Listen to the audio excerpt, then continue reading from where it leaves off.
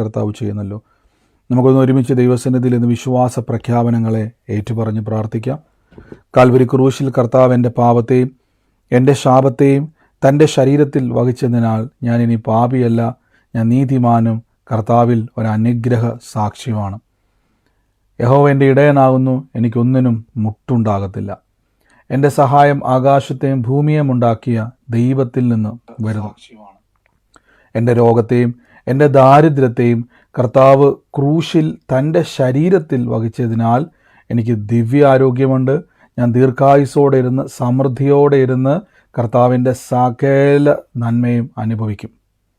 പാമ്പുകളെയും തേളുകളെയും ശത്രുവിൻ്റെ സകല ബലത്തെയും ചവിട്ടുവാൻ കർത്താവിൽ എനിക്ക് അധികാരമുണ്ട്.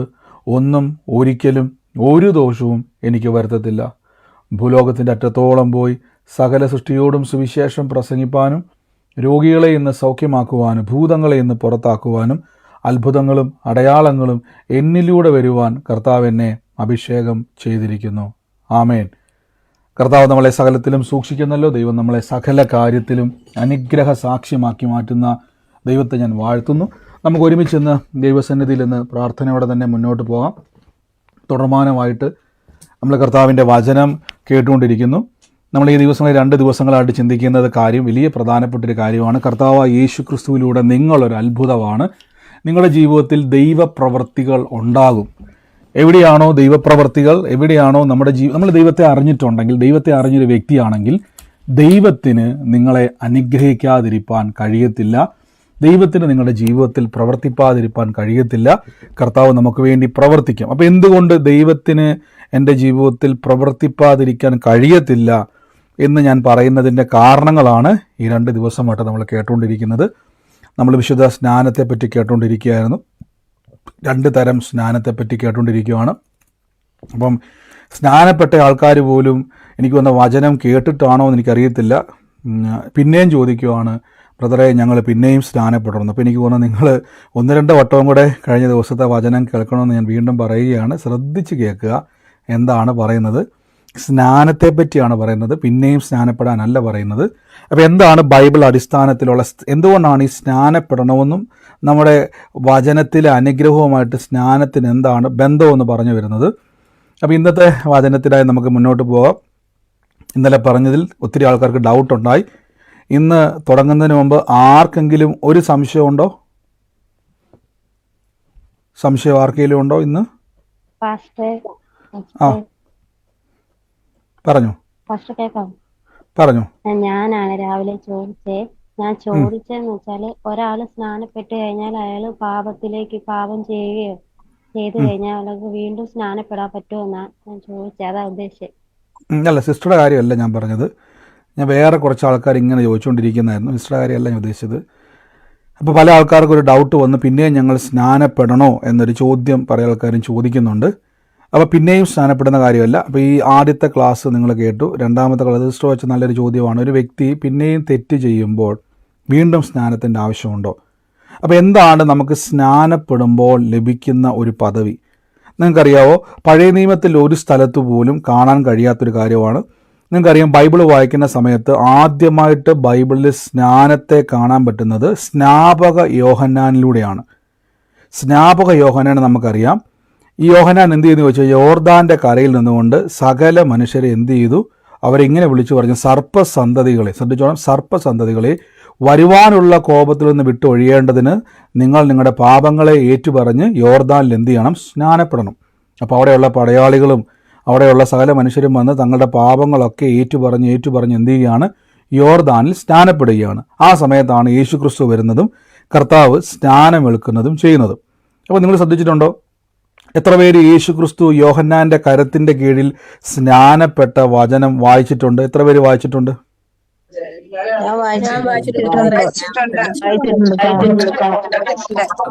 ആമേൻ. അപ്പൊ വെള്ളത്തിലുള്ള സ്നാനം ഇന്നലെ നമ്മൾ കേട്ടു, പരിശുദ്ധാത്മാവിന്റെ സ്നാനം. അപ്പൊ കുറെ ആൾക്കാർ ചോദിച്ചു, പരിശുദ്ധാത്മാവ് എങ്ങനെയാണ് നമ്മളെ കഴുകുന്നത്? ഞാൻ ആദ്യം തന്നെ പറഞ്ഞു, നിങ്ങൾക്ക് ദൈവവചനത്തിൽ പുതിയ നിയമത്തിലുള്ള പിതാവായ ദൈവത്തിലുള്ള സകല നന്മകളും നിങ്ങൾക്ക് അനുഗ്രഹങ്ങളും സമാധാനവും സന്തോഷവും ഉയർച്ചയും ഒക്കെ നിങ്ങൾക്ക് ലഭിക്കണമെന്ന് ആഗ്രഹമുണ്ടെങ്കിൽ നിങ്ങൾ ദൈവത്തിൻ്റെ പദ്ധതിയുമായിട്ട് ചേരണം. അതിനുള്ള വഴികളാണ് ബൈബിളിലൂടെ പറയുന്നത്. നിങ്ങൾക്കറിയാം, ഏറ്റവും കൂടുതൽ ആളുകൾക്ക് പ്രശ്നം സംഭവിക്കുന്ന ഒരു വിഷയത്തിലേക്ക് ആൾക്കാർ പോകുന്ന ഒരു വലിയ കോംപ്ലിക്കേറ്റഡ് ആയിട്ടുള്ള വിഷയമാണ് ഈ സ്നാനം. ചില ആൾക്കാർക്ക് ഇത് ഇഷ്ടപ്പെടത്തില്ല. നിങ്ങൾ ശ്രദ്ധിച്ചിട്ടുണ്ടോ? ഒരിക്കലും ഒരു സഹോദരൻ ഇങ്ങനെ പറഞ്ഞു, പുള്ളിക്കാരി ഒരു ക്രിസ്തു വിശ്വാസി അല്ലായിരുന്നു, പിന്നീട് യേശുവിലേക്ക് വന്നതാണ്. അപ്പോൾ അദ്ദേഹം ജോലി ചെയ്യുന്ന സ്ഥാപനത്തിലെ ഒരു ഡോക്ടർ, ആ ഡോക്ടർ ഇങ്ങനെ പറഞ്ഞു, നിനക്ക് വേറെ ഒരു പണിയില്ലേ, നിനക്ക് എന്തിനാണ് യേശുവിൻ്റെ പുറകെ പോകുന്നത്? നീ യേശുവിനെ വിട്ട് എൻ്റെ പുറകെ വന്നാൽ ഞാൻ എന്ത് ചെയ്യാം, എന്ത് വേണേലും ഞാൻ നിനക്ക് ചെയ്തു തരാമെന്ന് ഈ ഡോക്ടർ പറയാനിടയായി തീർന്നു. അദ്ദേഹത്തിന് ഇഷ്ടമല്ല യേശുവിനെ. അപ്പോൾ അദ്ദേഹം പറഞ്ഞു, യേശുവിനെ വിട്ടേച്ച് വന്നാൽ എന്തും ഞാൻ നിനക്ക് തരാമെന്ന് പറഞ്ഞു. അപ്പം ആ സഹോദരി പറഞ്ഞു, യേശുവിനെ വിട്ടേച്ച് ഞാൻ എങ്ങും പോകത്തില്ല എന്ന് പറഞ്ഞു. ഈ സഹോദരി ഒരു ജനനം കൊണ്ട് അല്ലെങ്കിൽ ക്രിസ്തീയ കുടുംബത്തിൽ ജനിച്ച് വളർന്ന ഒരാളല്ല. അവിടെ അദ്ദേഹം കളിയാക്കിയിട്ട് പറഞ്ഞു, സ്വന്തമായിട്ട് കുരിശിൽ കിടന്ന് രക്ഷിക്കാൻ പറ്റാത്ത യേശു എങ്ങനെയാ നിന്നെ രക്ഷിക്കുക എന്നൊരു ചോദ്യം ചോദിച്ചു. അപ്പോൾ ആ ചോദ്യം പുള്ളിക്കാരനോട് ചോദിച്ചു, ബ്രദറെ, നിങ്ങളിൽ ആരെങ്കിലും എപ്പോഴേലുമൊക്കെ ഫേസ് ചെയ്തിട്ടൊരു ചോദ്യമായിരിക്കും, സ്വന്തമായിട്ട് ക്രൂശിൽ കിടന്ന് രക്ഷിക്കാൻ പറ്റാത്ത യേശു എങ്ങനെയാ നിങ്ങളെ രക്ഷിക്കുന്നത്? നിങ്ങളൊന്ന് വലിച്ചു നോക്കിയേ. യേശു ക്രിസ്തു ക്രൂശിൽ മരിച്ചത് നമ്മൾ ശരിക്കും പഠിക്കണം. എന്തുകൊണ്ടാണ് യേശുവിൻ ക്രൂശിൽ മരിക്കാൻ ഇടയായി തീർന്നത്? കർത്താവിന് വേണമെങ്കിൽ ഒരു സൈലന്റ് അറ്റാക്ക് വന്നിട്ട് ആരും അറിയാതെ യെരുശലേമിലോ യഹൂദിയയിലോ ശമരിയിലോ വെച്ച് കർത്താവിന് മരണപ്പെടാമായിരുന്നു, അല്ലെങ്കിൽ വിഷം തീണ്ടി മരിക്കായിരുന്നു, അല്ലെങ്കിൽ ഏതെങ്കിലുമൊക്കെ ആക്സിഡന്റിൽ യേശു മരണപ്പെടായിരുന്നു. നമുക്കറിയാം, വളരെ മൃഗീയമായിട്ടാണ് യേശു ക്രൂശിൽ മരണപ്പെടുന്നത്. നിങ്ങൾ ബൈബിളൊക്കെ വായിക്കുമ്പോൾ നമ്മൾ പലതവണ ക്രൂശ് ധ്യാനിച്ചിട്ടുണ്ട്. റോമൻ പടയാളികൾ മണിക്കൂറുകൾ ആ തെരുവീതിയിലൂടെ യേശുവിനെ വലിച്ചഴച്ചുകൊണ്ട് ക്രൂശും ചുമന്നുകൊണ്ട് ചമ്മട്ടി കൊണ്ട് മാറി മാറി അടിച്ചു. അതായത് ആ കാലഘട്ടത്തിൽ യേശുക്രിസ്തുവിനോടൊപ്പം കളിച്ചു വളർന്ന ആളുകൾ അവിടെയുണ്ട്, കർത്താവിൻ്റെ സുഹൃത്തുക്കൾ അവിടെയുണ്ട്, ബന്ധുമിത്രാദികൾ ആ കാലഘട്ടത്തിലുണ്ട്. അതായത് ശരീരം കൊണ്ട്, ഈ ഭൂമിയിൽ ജനിച്ച ജനനം കൊണ്ട് ലഭിച്ച എല്ലാ സുഹൃത്തുക്കളും എല്ലാം അവിടെയുണ്ട്. അവരെല്ലാം കാണുക അവസാനം നഗ്നനായിട്ട് ജീവനുള്ള മനുഷ്യനായിട്ട് യേശു ക്രൂശിൽ മരിക്കുകയാണ്. ഒന്ന് ആലോചിച്ച് നോക്കിയേ. അപ്പം ഇത്രയും നിന്ന യെശയ്യാ പ്രവാചകന്റെ വാക്യമുണ്ട്, അവൻ മനുഷ്യരാൽ നിന്ദിക്കപ്പെട്ടു, മനുഷ്യരാൽ ത്യജിക്കപ്പെട്ടു, വ്യസനപാത്രമായി. എന്നിട്ട് അടുത്ത വാക്യത്തിൽ പറയുന്നു, യേശുവിനെ കാണുന്നവൻ മുഖം മറച്ചു കളയത്തക്കവണ്ണം യേശു നിന്ദിതനായി തീർന്നു. അപ്പം നിങ്ങൾ ഓർക്കും, ബ്രദറെ, ഇതൊക്കെ എന്തിനാണ് ഞങ്ങളോടിത് പറയുന്നത്? യേശു ക്രിസ്തു ഇതെല്ലാം അനുഭവിച്ച കാര്യം നമുക്കെല്ലാം അറിയാം. ഞാൻ ചോദിച്ച ചോദ്യം ഇതാണ്, പലരും ചോദിക്കുന്ന ഒരു ചോദ്യം നിങ്ങൾ കേട്ടിട്ടുണ്ടായിരിക്കാം, യേശു ക്രിസ്തു എന്തുകൊണ്ടാണ് പബ്ലിക്കായിട്ട്, വേണമെങ്കിൽ കർത്താവിനത് ഒഴിവാക്കാമല്ലോ, 5 അപ്പം കൊണ്ട് 5000 പേരെ പോഷിപ്പിച്ച യേശു, എന്ത് രസമാണ് കേൾക്കാം അല്ലേ?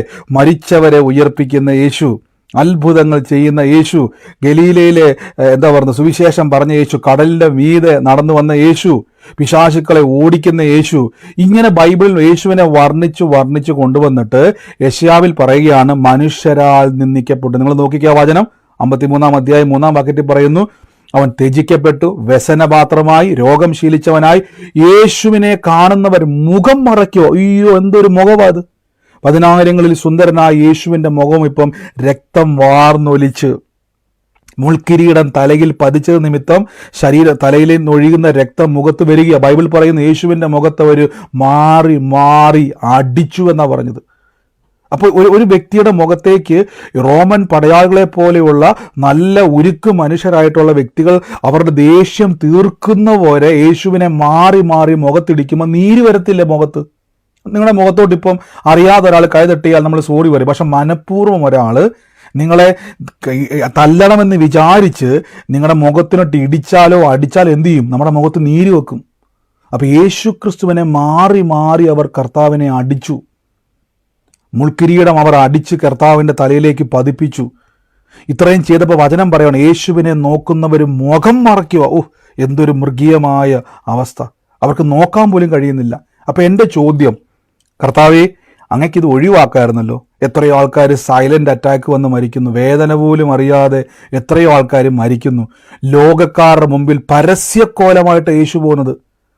അതുവരെ ഹോശന്ന ഹോശന്ന പാടിയ സകല മനുഷ്യരും പോയ അതേ തെരുവീതിയിലൂടെ യേശുവിനെ അവർ കൊണ്ടുപോവുക ക്രൂശുമായിട്ട്.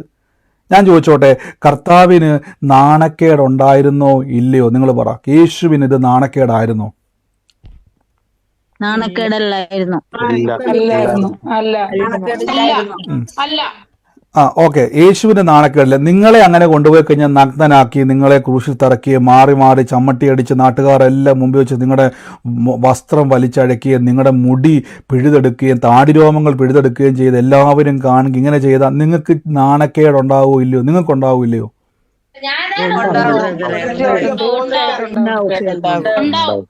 ഉണ്ടാകും. അങ്ങനെയെങ്കിൽ യേശു ക്രിസ്തു എത്രത്തോളം നിന്ദിക്കപ്പെട്ടു.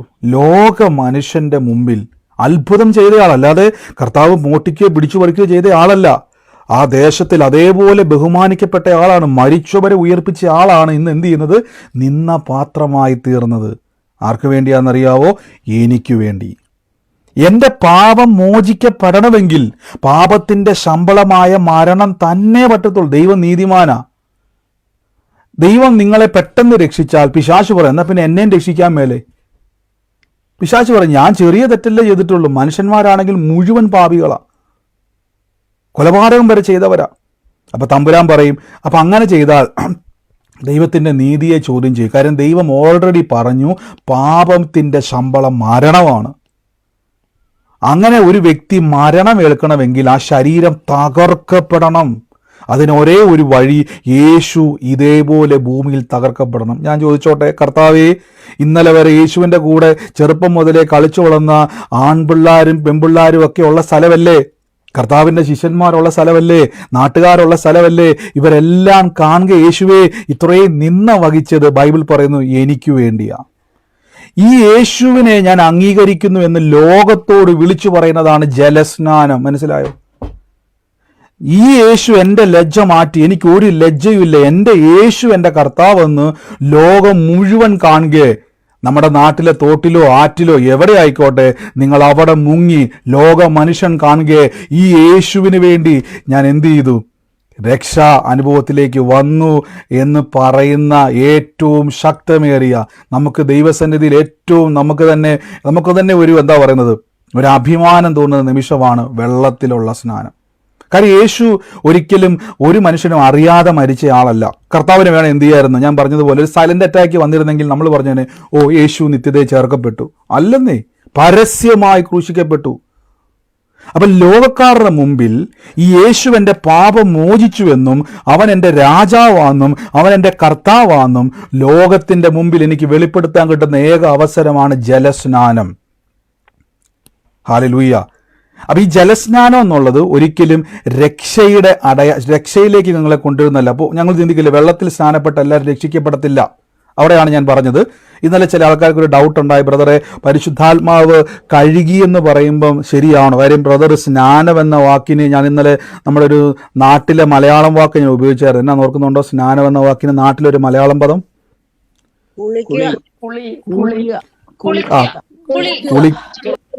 ഞങ്ങളുടെ നാട്ടിൽ അങ്ങനെ പറഞ്ഞ സ്നാനമെന്നൊന്നും ആരും പറയാറില്ല. നമ്മുടെ നാട്ടിൽ പറയുന്നത് കുളിക്കുക എന്നല്ലേ. നമ്മളെല്ലാവരും പറയും ഞാൻ ഇന്ന് രാവിലെ സ്നാനപ്പെട്ടു എന്ന് പറയില്ല. സ്നാനം എന്ന് പറഞ്ഞാൽ കഴുകുക, കുളിക്കുക. അതായത് നമ്മുടെ ശരീരത്തിൽ നമ്മൾ എല്ലാ ദിവസവും കുളിക്കുന്നതിൻ്റെ കാരണം നമ്മൾ വീടിൻ്റെ പുറത്തേക്ക് ഇറങ്ങുന്ന സമയത്ത് നമുക്ക് എന്ത് പറ്റും, ചെളികളൊക്കെ നമ്മുടെ ശരീരത്തിൽ പറ്റും. നമ്മൾ വീട്ടിൽ വന്നിട്ട് എന്ത് ചെയ്യും, നല്ല ഒന്നാമതര സോപ്പും ഷാമ്പും ഒക്കെ ഇട്ട് നന്നായിട്ട് കഴുകി കുട്ടപ്പനായിട്ട് നമ്മൾ എന്ത് ചെയ്യും, വീടിന് നല്ല വസ്ത്രമൊക്കെ ധരിച്ചു വന്നിരിക്കും. അപ്പം നമ്മളതിനെ നന്നായിട്ട് കുളിക്കുക എന്ന് പറഞ്ഞാൽ മുഖം കഴുകുകയോ കൈ കഴുകുകയല്ല. ഞാൻ ഇന്നലെ പറഞ്ഞു കുളിക്കുക എന്ന് പറഞ്ഞാൽ നമ്മളെ തന്നെ കഴുകിയെടുക്കുന്നു, നമ്മളെ തന്നെ കഴുകി വൃത്തിയാക്കുന്നു. അപ്പം എന്താണ് ഇങ്ങനെ ചെയ്യുന്നതിൻ്റെ കാരണം? ബൈബിളുമായിട്ട് എന്താണ് ബന്ധം? നമുക്ക് വേഗത്തിൽ തന്നെ ഒരു വാക്യത്തിലേക്ക് പോകാം. 1 കൊരിന്ത്യർ 6-ാം അധ്യായത്തിൻ്റെ ഈ വാക്യം മുതൽ നോക്കി. അന്യായം ചെയ്യുന്നവൻ ദൈവരാജ്യം അവകാശമാക്കത്തില്ല എന്ന് നിങ്ങൾ അറിയുന്നില്ല. നിങ്ങളെ തന്നെ വഞ്ചിക്കാതിരിപ്പിൻ. ദുർനടപ്പുകാർ, വിഗ്രഹാരാധികൾ, ഇവിടെ ഏറ്റവും വലിയ ദൈവത്തിന് ഇഷ്ടമില്ലാത്തൊരു കാര്യമാണ് വിഗ്രഹാരാധികൾ, വ്യഭിചാരികൾ, സ്വയംഭോഗികൾ, പുരുഷകാമികൾ, കള്ളന്മാർ, അത്യാഗ്രഹികൾ, വാവിഷ്ടക്കാർ, പിടിച്ചുപറിക്കാർ എന്നിവർ ദൈവരാജ്യത്തിൽ കയറത്തില്ല. കണ്ടോ, ഇങ്ങനെയുള്ളവർക്ക് ദൈവരാജ്യത്തിൽ കയറാൻ പറ്റത്തില്ല. അപ്പം എന്നാ ചെയ്യും? അടുത്ത വാക്യത്തിൽ പറയും, നിങ്ങളും ചിലർ ഈ വകക്കാരായിരുന്നു. എങ്കിലും നിങ്ങൾ കർത്താവായ യേശുക്രിസ്തുവിൻ്റെ നാമത്തിലും, ശ്രദ്ധിച്ച നാമത്തിലും, നമ്മുടെ ദൈവത്തിൻ്റെ ആത്മാവിനാലും നിങ്ങളെ തന്നെ കഴുകി, ശ്രദ്ധിച്ച നിങ്ങളെ തന്നെ കഴുകി ശുദ്ധീകരണവും നീതീകരണവും പ്രാപിച്ചിരിക്കുന്നു. അപ്പോൾ ഇവിടെ നിങ്ങൾ നോക്കിക്കേ, നിങ്ങൾ എന്ത് ചെയ്തിരിക്കുന്നു? കഴുകി. അപ്പോൾ നിങ്ങളെ ആരാ അവിടെ കഴുകിയിരിക്കുന്നത്? നിങ്ങൾ കഴുകിയെന്നാണോ പറഞ്ഞത്? പരിശുദ്ധാത്മാവ്. അപ്പൊ പരിശുദ്ധാത്മാവിനാലുള്ള സ്നാനമെന്ന് പറഞ്ഞാൽ യേശു പറഞ്ഞ വാക്കുണ്ട്, യോഹന്നാൻ നിങ്ങളെ വെള്ളം കൊണ്ട് സ്നാനം കഴിപ്പിക്കുന്നു. നിങ്ങൾ ഞങ്ങളുടെ അപ്പോസ്തല പ്രവൃത്തി 1-ാം അധ്യായത്തിന്റെ 5-ാം വാക്യമാണ്. യോഹന്നാൻ നിങ്ങളെ വെള്ളം കൊണ്ട് സ്നാനം കഴിപ്പിക്കുന്നു, നിങ്ങൾക്കോ ഞാൻ പരിശുദ്ധാത്മാവ് കൊണ്ട് സ്നാനം കഴിപ്പിക്കും. ഇപ്പൊ മനസ്സിലായോ? അതായത് പരിശുദ്ധാത്മാവ് കൊണ്ട് നിങ്ങളെ എന്ത് ചെയ്യും? കഴുകി കുളിപ്പിക്കും. അപ്പൊ ഞാൻ ചോദിച്ചോട്ടെ, കർത്താവ് ഞാൻ തന്നെ കുളിച്ചോളാം, അതിന്റെ അർത്ഥം എന്ന് വെച്ചാൽ ഞാൻ എൻ്റെ പാപം തന്നെ കഴുകി കളഞ്ഞോളാം. ഇങ്ങനെ കഴുകി കളയാൻ നോക്കിയതാണ് പഴയ നിയമം.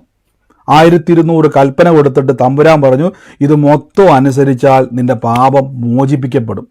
റോമാലേഖനം പറയുന്നു, നീതിമാൻ ആരുമില്ല, ഒരുത്തം, അതിനർത്ഥം കഴുകി വൃത്തിയായ ഒറ്റ നീതിമാനില്ല എന്ന് പറഞ്ഞു. റോമാലേഖനത്തിൽ വീണ്ടും പറയുന്നു, ന്യായപ്രമാണത്തിന് അല്ലെങ്കിൽ 1200 കൽപ്പന, അതായത് ന്യായപ്രമാണത്തിലെ 10 കൽപ്പന നമുക്കറിയത്തുള്ളൂ അല്ലേ? 10 കൽപ്പനയും 1200 ഉപകൽപ്പനയും ചേർന്നിട്ടുള്ള ഈ മുഴുവൻ കൽപ്പനകളെയും കഴിയാത്തതിനെ സാധിപ്പാൻ ദൈവം തൻ്റെ പുത്രനെ പാപജഡത്തിന് സദൃശ്യത്തിൽ, എൻ്റെ അർത്ഥം മനുഷ്യന്റെ രൂപത്തിൽ യേശുവിനെ ഭൂമിയിലേക്ക് അയച്ചു. ന്യായപ്രമാണത്തിന്, അതായത് 1200 കൽപ്പനകൾക്ക് നിങ്ങളെ പാപത്തെ കഴുകി കളയാൻ കഴിയാത്തതിനെ സാധിപ്പിക്കുവാൻ ദൈവം തൻ്റെ പുത്രനെ അയച്ചു. അപ്പൊ യേശു വന്നിട്ട് എന്ത് ചെയ്തു? നിങ്ങൾക്ക് സകല പാപത്തെയും മുഴുവനും തൻ്റെ ശരീരത്തിലേക്ക് അങ്ങ് എടുത്തു. അപ്പം ഞാൻ ചോദിച്ചോട്ടെ, എന്തുകൊണ്ടാണ് എനിക്ക് കഴുകാൻ പറ്റാത്തത്? ഞാൻ പറഞ്ഞു, നിങ്ങൾക്ക് കൈയും കാലും അനങ്ങുന്ന ഒരു വ്യക്തിക്കാണെങ്കിൽ നേരെ ടോയ്ലറ്റിൽ പോവുക, ബക്കറ്റ് തുറക്കുക, വെള്ളം എടുക്കുക, വെള്ളം ഒഴിക്കുക, സോപ്പ് തേക്കുക, ഷാമ്പു ഇടുക, തിരിച്ചു വരാം. കൈയും കാലും തളർന്നു പോയ വ്യക്തികൾ അതിനെ എടുക്കും. 2 പേര് എടുത്തുകൊണ്ട് പോയിട്ട് അവിടെ കൊണ്ട് ഇരുത്തിയിട്ട് നിങ്ങളെ കുളിപ്പിക്കണം. ഇതാണ് നിങ്ങളുടെ അവസ്ഥ. ബൈബിൾ പറയുന്നു, നിങ്ങൾ ദുർനടപ്പുകാരായിരുന്നു, വിഗ്രഹാരാധികളായിരുന്നു, വ്യഭിചാരികളായിരുന്നു, പുരുഷകാമികളായിരുന്നു, സ്വയംഭോഗികളായിരുന്നു, കള്ളന്മാരും അത്യാഗ്രഹികളും ഒക്കെ ആയിരുന്നു. നിങ്ങളും ചിലർ ഈ വകക്കാരായിരുന്നു. എങ്കിലും നിങ്ങളെ എന്ത് ചെയ്തു? കർത്താവായ യേശു ക്രിസ്തുവിലും പരിശുദ്ധാത്മാവിനാലും നിങ്ങളെ തന്നെ കഴുകി. അതിനർത്ഥം കൈയും കാലും ചലിക്കാൻ പറ്റാത്ത പാപികളായിരുന്നു നമ്മളെ യേശു നമ്മുടെ പാപത്തെ മുഴുവൻ ക്രൂശിൽ വഹിച്ചു. ഇത് വന്നിട്ട് എന്ത് ചെയ്യും? പൗലോസ് ലീഗ നമ്മുടെ നാട്ടിൽ കോട്ടയത്തോ തിരുവനന്തപുരത്തോ കൊല്ലത്തോ ഒന്നിങ്ങനെ പ്രസംഗിക്കുക.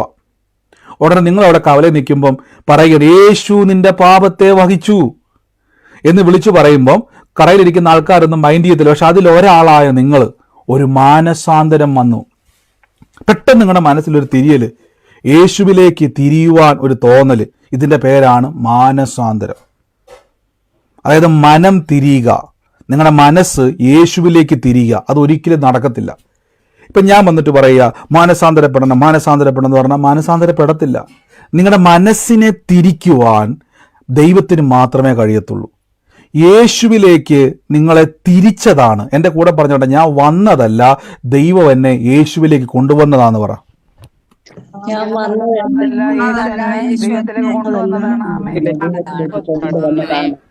കർത്താവ് തന്റെ ശിഷ്യന്മാർ യോഹന്നാന്റെ സുവിശേഷത്തിൽ പറയുന്നൊരു വാക്കുണ്ട്, നിങ്ങൾ എന്നെ തിരഞ്ഞെടുത്തതല്ല, ഞാൻ നിങ്ങളെ തിരഞ്ഞെടുത്തതാ. പത്രോസ്ലീഹ ഓർത്തു, ഇഷ്ടംപോലെ ആൾക്കാർ മീൻ പിടിക്കുന്നത് കണ്ടപ്പോൾ യേശുവിന് തോന്നി, എന്നാൽ പിന്നെ ഇവൻ കൊള്ളാം. പത്രോസ്ലീഹയ്ക്ക് വലിയ ഗുണമുള്ളതുകൊണ്ട് പത്രോസ്ലീഹനെ തിരഞ്ഞെടുത്തു എന്നാണ് പത്രോസ്ലീഹ ഓർത്തത്. ഞാൻ യേശുവിനെ തിരഞ്ഞെടുത്തതാണ്. കാര്യം എന്തുവാ? ഞാനല്ലേ ബോട്ട് വിട്ടുകൊടുത്തത്, എൻ്റെ ബോട്ടിലല്ലേ യേശു കയറിയത്, അതുകൊണ്ടല്ലേ ഞാനിപ്പോൾ യേശുവിൻ്റെ ശിഷ്യനായത്. യോഹന്നാൻ ഓർത്തെന്നറിയാവോ? ഞങ്ങൾ വലിയ ആൾക്കാരല്ല, അതുകൊണ്ടാണ് ഞങ്ങൾ യേശുവിനെ തിരഞ്ഞെടുത്തത്. അല്ല, യേശു പറയുകയാണ്, നിങ്ങൾ എന്നെ തിരഞ്ഞെടുത്തതല്ല, ഞാൻ നിങ്ങളെ സെലക്ട് ചെയ്തതാണ്. വീണ്ടും വചനം പറയുന്നു, പിതാവ് ആകർഷിക്കാതെ ആരും പുത്രൻ്റെ അടുക്കിലേക്ക് വരത്തില്ല. അതുകൊണ്ടാണ് നമ്മൾ പലപ്പോഴും, ഞാൻ പറഞ്ഞത്, സുവിശേഷം എന്തുകൊണ്ട് ആൾക്കാർ എതിർക്കുന്നറിയാവോ? ഈ ബൈബിൾ കത്തിക്കാൻ വേണ്ടിയും പ്രാർത്ഥന അലങ്കോലപ്പെടുത്താൻ വേണ്ടിയൊക്കെ ആൾക്കാർ വരുന്നതിൻ്റെ കാര്യം എന്നറിയോ? അവരോട് നമ്മൾ പറഞ്ഞു, എൻ്റെ പൊന്നു സഹോദര, ഞങ്ങൾ ഇവിടെ ഇരുന്നുകൊണ്ട് സുവിശേഷം പറഞ്ഞു, നിനക്ക് എന്നാ കുഴപ്പം? ഞങ്ങൾ തോക്ക് കൊണ്ടുവന്നില്ല, ബോംബ് പൊട്ടിച്ചില്ല, നിങ്ങളുടെ വീട്ടിൽ കയറി ആരെയും കൊല്ലാൻ വന്നില്ല. പക്ഷെ അവൻ ഇത് ഇഷ്ടമല്ല. അതിൻ്റെ കാരണം അവൻ്റെ മനം തിരിയുന്നില്ലാത്തതുകൊണ്ടാണ്. നിങ്ങൾക്ക് എന്തുകൊണ്ടാണ് തല്ലാനും കൊല്ലാനും ആൾക്കാർ വന്നിട്ടും യേശുവിനെ വിട്ടേച്ച് പോകാത്തത്? നിങ്ങളുടെ മനസ്സിനെ ദൈവം തിരിച്ചു വെച്ചിരിക്കുക. യേശുവിനെ വിട്ട് നിങ്ങൾക്ക് പിരിയാൻ കഴിയത്തില്ല. ഹല്ലേലൂയ. അപ്പൊ പരിശുദ്ധാത്മാവ് എന്ത് ചെയ്യുന്നറിയാവോ? ഈ സുവിശേഷം കേട്ട നിങ്ങളുടെ മനസ്സിനെ തിരിക്കും. അതെങ്ങനെ തിരിക്കുന്നറിയാവോ? യേശുവിനെ പറ്റി കേൾക്കുവാൻ പരിശുദ്ധാത്മാവ് തടസ്സമാകുന്ന സകല പാപത്തെയും നിങ്ങളുടെ അടുക്കലേക്ക് വന്നിട്ട് പരിശുദ്ധാത്മാവാണ് ഇത് കഴുകുന്നത്. അതുകൊണ്ടാണ് ഇന്നലെ ഞാൻ പറഞ്ഞത്, സ്നാനം, പരിശുദ്ധാത്മാവിൻ്റെ സ്നാനം എന്ന് പറഞ്ഞാൽ നിങ്ങളുടെ സകല പാപവും പരിശുദ്ധാത്മാവ് കഴുകി കളയുകയാണ്. സ്വന്തമായിട്ട് എനിക്ക് കഴുകാൻ പറ്റാത്തത് കൊണ്ട് പരിശുദ്ധാത്മാവ് എന്ത് ചെയ്തു? എങ്ങനെ കഴുകുന്നറിയാവോ? യേശുവിനെ ഞാൻ കർത്താവ് എന്ന് എന്നെ കൊണ്ട് വാഗുകൊണ്ട് ഏറ്റു പറയും. ഇങ്ങനെയാണ് കഴുകുന്നത്. നമ്മളെങ്ങനെയാണ് ശരീരത്തിൽ കഴുകുന്നത്? ബക്കറ്റിൽ വെള്ളം എടുക്കുന്നു, കപ്പ് എടുക്കുന്നു, ദേഹത്തോട്ട് ഒഴിക്കുന്നു, സോപ്പ് ഇടുന്നു. ഇങ്ങനെയല്ല നമ്മൾ കഴുകുന്നത്. പക്ഷെ പരിശുദ്ധാത്മാവ് എന്ത് അറിയാവോ? റോമാലേഖനം 10-ാം അധ്യായത്തിലെ ആ വാക്ക് എന്നെ കൊണ്ട് ഏറ്റു പറയും. എന്നാ പറയേണ്ടത്? യേശുവിനെ കർത്താവെന്ന് വാഗോണ്ട് ഏറ്റു പറയണം. അതിൻ്റെ അർത്ഥം ഇന്നു മുതൽ എനിക്ക് ഒറ്റ കർത്താവേ ഉള്ളൂ. അതായത് ഇന്നു മുതൽ എനിക്ക് ഒറ്റ യജമാനനേ ഉള്ളൂ, അത് യേശുവാണ് എൻ്റെ കർത്താവെന്ന് എന്നെ വാഗൊണ്ട് ഏറ്റുപറയിപ്പിക്കും. കൊരിന്ത്യലേഖനത്തിൽ പറയുന്നു, പരിശുദ്ധാത്മാവുള്ള വ്യക്തിക്ക് മാത്രമേ യേശുവിനെ കർത്താവെന്ന് പറയാൻ പറ്റത്തുള്ളൂ. അടുത്ത വാക്യത്തിൽ പറയുന്നു, യേശു ക്രിസ്തുവിനെ ദൈവം മരിച്ചവരുടെ, ആ വാക്യം ഞാൻ എടുക്കാം, അപ്പോൾ കുറച്ചുകൂടെ നിങ്ങൾക്ക് മനസ്സിലാവും. റോമാലേഖനത്തിൽ ആ വാക്യത്തിലേക്ക് വരുമ്പോൾ നിങ്ങൾക്ക് കുറച്ചും കൂടെ ഒന്നും കൂടെ മനസ്സിലാവാൻ ഇടയായിത്തീരും. റോമാലേഖനം നമുക്ക് പരിചിതമാവാം. ഇതൊക്കെ നിങ്ങൾ കേട്ടോണ്ട് നമ്മുടെ അനുഗ്രഹത്തിലേക്കുള്ള തടസ്സം മാറാനുള്ള വഴികളാണ് ഞാൻ ഈ പറഞ്ഞുകൊണ്ട് വരുന്നത്. എന്തുകൊണ്ടാണ് പ്രാർത്ഥിച്ചിട്ടൊരു മാറ്റം ഉണ്ടാകാത്തത്? ഈ അറിവ് തലയ്ക്കകത്തോട്ട് കയറണം. ഇവിടെ നിങ്ങൾ നോക്കിയേ, ഈ വചനം മുതൽ നോക്കിയ റോമാലേഖനം 8-ാം അധ്യായത്തിൻ്റെ 9 മുതൽ ഞാൻ വായിക്കുവാണ്. യേശുവിനെ കർത്താവെന്ന് വാഗൊണ്ട് ഏറ്റു പറയുകയും ദൈവം യേശുവിനെ മരിച്ചവരുടെ ഇടയിൽ നിന്നും ഉയർത്തെഴുന്നേൽപ്പിച്ചുവെന്ന് ഹൃദയം കൊണ്ട് വിശ്വസിക്കണം. ഹൃദയം കൊണ്ട് നീതിക്കായും വായ് കൊണ്ട് രക്ഷയ്ക്കായും. എൻ്റെ അടുത്ത വാക്യത്തിൽ പറയുന്നു, യേശുവിൽ വിശ്വസിക്കുന്നവൻ ഒരു നാളും ലജ്ജിച്ചു പോകത്തില്ല. അപ്പോൾ യേശു എന്തിനാ മരിച്ചത്? എൻ്റെ പാപത്തിന് വേണ്ടിയാണ്. അത് ഞാൻ വിശ്വസിക്കണം. എൻ്റെ മുഴുവൻ പാപത്തെയും യേശു വഹിച്ചു. യേശു എന്തിനാ ഉയർത്തെഴുന്നേറ്റത്? യേശു ഉയർത്തെഴുന്നേറ്റത് ഞാൻ ഇനി നീതിമാനായിട്ട് ജീവിക്കാൻ വേണ്ടി. അതിൻ്റെ സൈനാണ് യേശുവിൻ്റെ ഉയർപ്പ്. ഇത് ഇങ്ങനെയാണ് പരിശുദ്ധാത്മാവ് എന്നെ കഴുകുന്നത്. അതായത് എനിക്ക് യേശു എൻ്റെ കർത്താവെന്നും എൻ്റെ മുഴുവൻ പാപത്തെ യേശു, ഞാനിനി പാപിയല്ല, ഞാൻ യേശുവിൻ്റെ കർത്താവിൻ്റെ മകനായി തീർന്നിരിക്കുമെന്ന് പറയുന്നതാണ് രക്ഷ. ഇത് നിങ്ങൾക്ക് ഏറ്റു പറയാൻ പറ്റിയോ? നിങ്ങൾ രക്ഷിക്കപ്പെട്ടു. അപ്പോൾ ഒരു ചോദ്യം, ബ്രദറെ, ഞങ്ങളുടെ നാട്ടിൽ എത്രയോ പേര് ഇതുപോലെ തത്ത പറയുന്ന പോലെ ഏറ്റു പറഞ്ഞാന്നറിയാവോ? അവരെ ഞങ്ങൾ പുറകെ നടന്ന് അവരെ കൊണ്ട് ഇത് പറയിപ്പിച്ചതാ, യേശു എന്നെ കർത്താവെന്ന് പറഞ്ഞു. പക്ഷേ ഇപ്പോൾ അവർ ഷാപ്പിൽ നിന്ന് ഇറങ്ങത്തില്ല. ഇപ്പോൾ അവർ ഇതിനേക്കാളും കഷ്ടമായിട്ടാണ് നടക്കുന്നത്. അപ്പം നിങ്ങൾ എന്നാ ചിന്തിക്കുന്നത്? അയാൾ യേശുവിനെ കർത്താവെന്ന് പറഞ്ഞിട്ടും അവർ പിന്നെ എന്ത് ചെയ്ത് പോയി? ഞാൻ വീണ്ടും പറയുന്നു, യേശുവിൻ്റെ കർത്തൃത്വം എന്ന് പറഞ്ഞാൽ നിങ്ങൾ ഞാൻ പെട്ടെന്ന് മനസ്സിലാകാൻ പറയും. ഈ വാക്കിൻ്റെ അർത്ഥം നിങ്ങൾക്ക് മനസ്സിലായ ഒരു നാടൻ മലയാളത്തിൽ ഒന്ന് പറഞ്ഞു തരണേ. എന്താണ് ഈ കർത്തൃത്വം എന്ന് പറയുന്നത്? ഈ കർത്തൃത്വം എന്ന് പറഞ്ഞാൽ അതിൻ്റെ അർത്ഥം എന്തുവാ? കർത്തൃത്വം നാട്ടുഭാഷ ഒന്ന് പറഞ്ഞേ. സംരക്ഷിക്കുന്നവൻ, നമ്മുടെ ഉടമസ്ഥൻ, നമ്മുടെ ഉടമസ്ഥൻ, എന്നെ സംരക്ഷിക്കാൻ നമ്മുടെ എല്ലാ കാര്യങ്ങളും. അപ്പം നിങ്ങളുടെ ഉടമസ്ഥൻ നിങ്ങളെ സംരക്ഷിക്കുന്നു എന്നൊക്കെ നിങ്ങൾ പറഞ്ഞു. ഞാൻ മറ്റൊരു വാക്യം നിങ്ങളെ പെട്ടെന്ന് കാണിക്കാം. അപ്പം നിങ്ങൾക്ക് കുറച്ചും കൂടെ ഒന്ന് മനസ്സിലാകും എന്താണ് രക്ഷിക്കപ്പെടുമ്പോൾ സംഭവിക്കുന്നത്. ഇതാണ് പല ആൾക്കാർക്കും മനസ്സിലാകാത്തത്. ഇത് നിങ്ങൾ മനസ്സിലാക്കി കഴിഞ്ഞുണ്ടല്ലോ, നമ്മളിനി ഒന്നിനെ പറ്റിയും പറയാം. ഞാൻ ആ എടുത്ത വാക്യത്തിൽ തന്നെ 1 കൊരിന്ത്യലേഖനത്തിൻ്റെ 6-ാം അധ്യായത്തിൻ്റെ ഈ വാക്യത്തിലേക്ക് തന്നെ നിങ്ങളെ കൊണ്ടുപോകാം.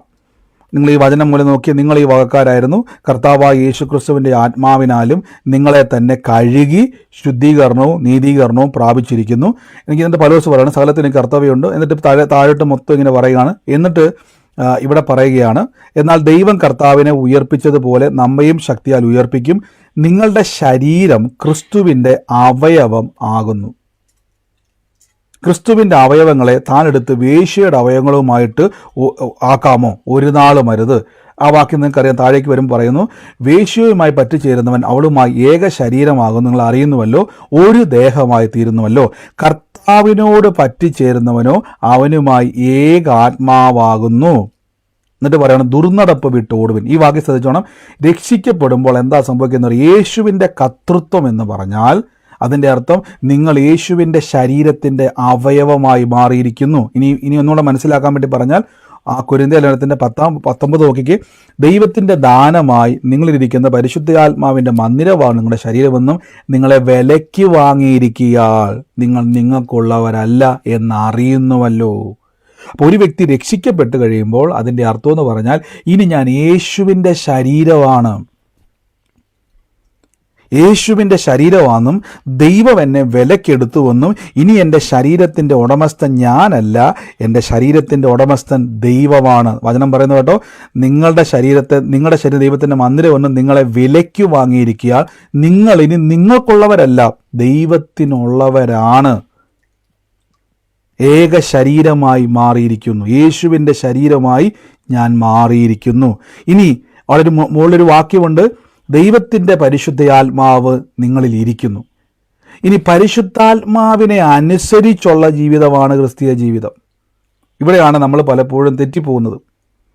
രക്ഷിക്കപ്പെട്ട ഉടൻ എന്നാ സംഭവിക്കുന്നറിയാവോ?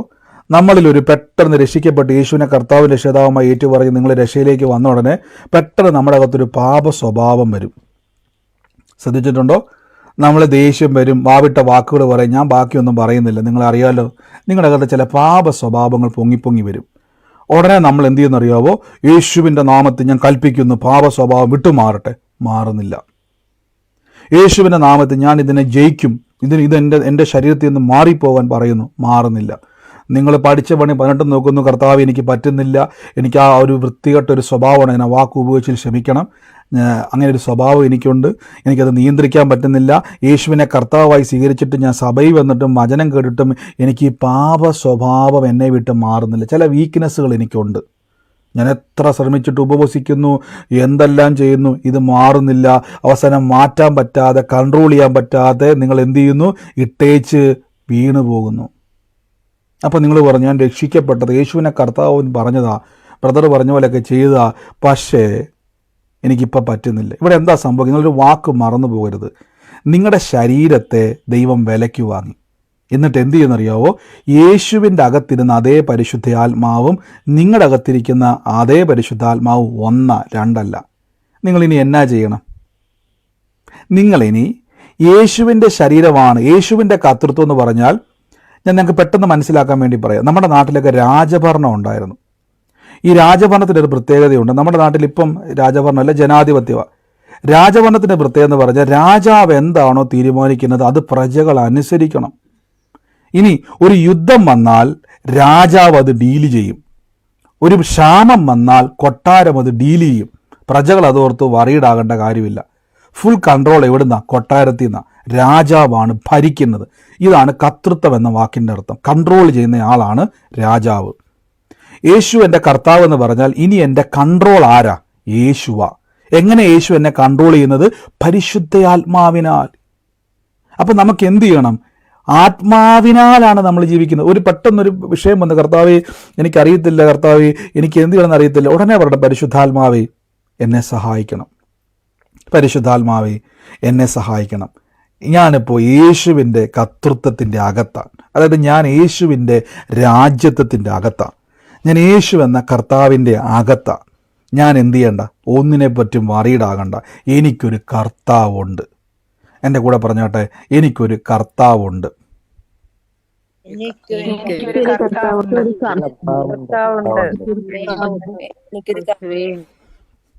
കർത്താവുണ്ട്, എനിക്കൊരു ദൈവമുണ്ട്. എനിക്ക് ചില ബലഹീനത എനിക്കുണ്ട്, പക്ഷെ ഞാൻ ഉറപ്പായിട്ടും പറയുന്നു, കർത്താവേ, യേശു ക്രിസ്തുവിൻ്റെ പരിശുദ്ധാത്മാവേ, അങ്ങ് എന്നെ സഹായിക്കും. സഹായിക്കണേ എന്നല്ല, അങ്ങ് എന്നെ സഹായിക്കും. ഈ സ്വഭാവത്തിൽ നിന്നും ഞാൻ പുറത്തു വരും. എന്നിട്ട് നിങ്ങൾ എന്ത് ചെയ്യുന്നറിയാം? അപ്പോൾ സ്വഭാവം മാറ്റാൻ നോക്കരുത്, തെറ്റിദ്ധരിക്കരുത്.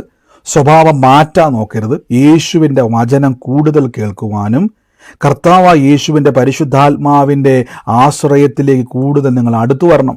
അപ്പോൾ എന്ത് സംഭവിക്കുന്നറിയാവോ?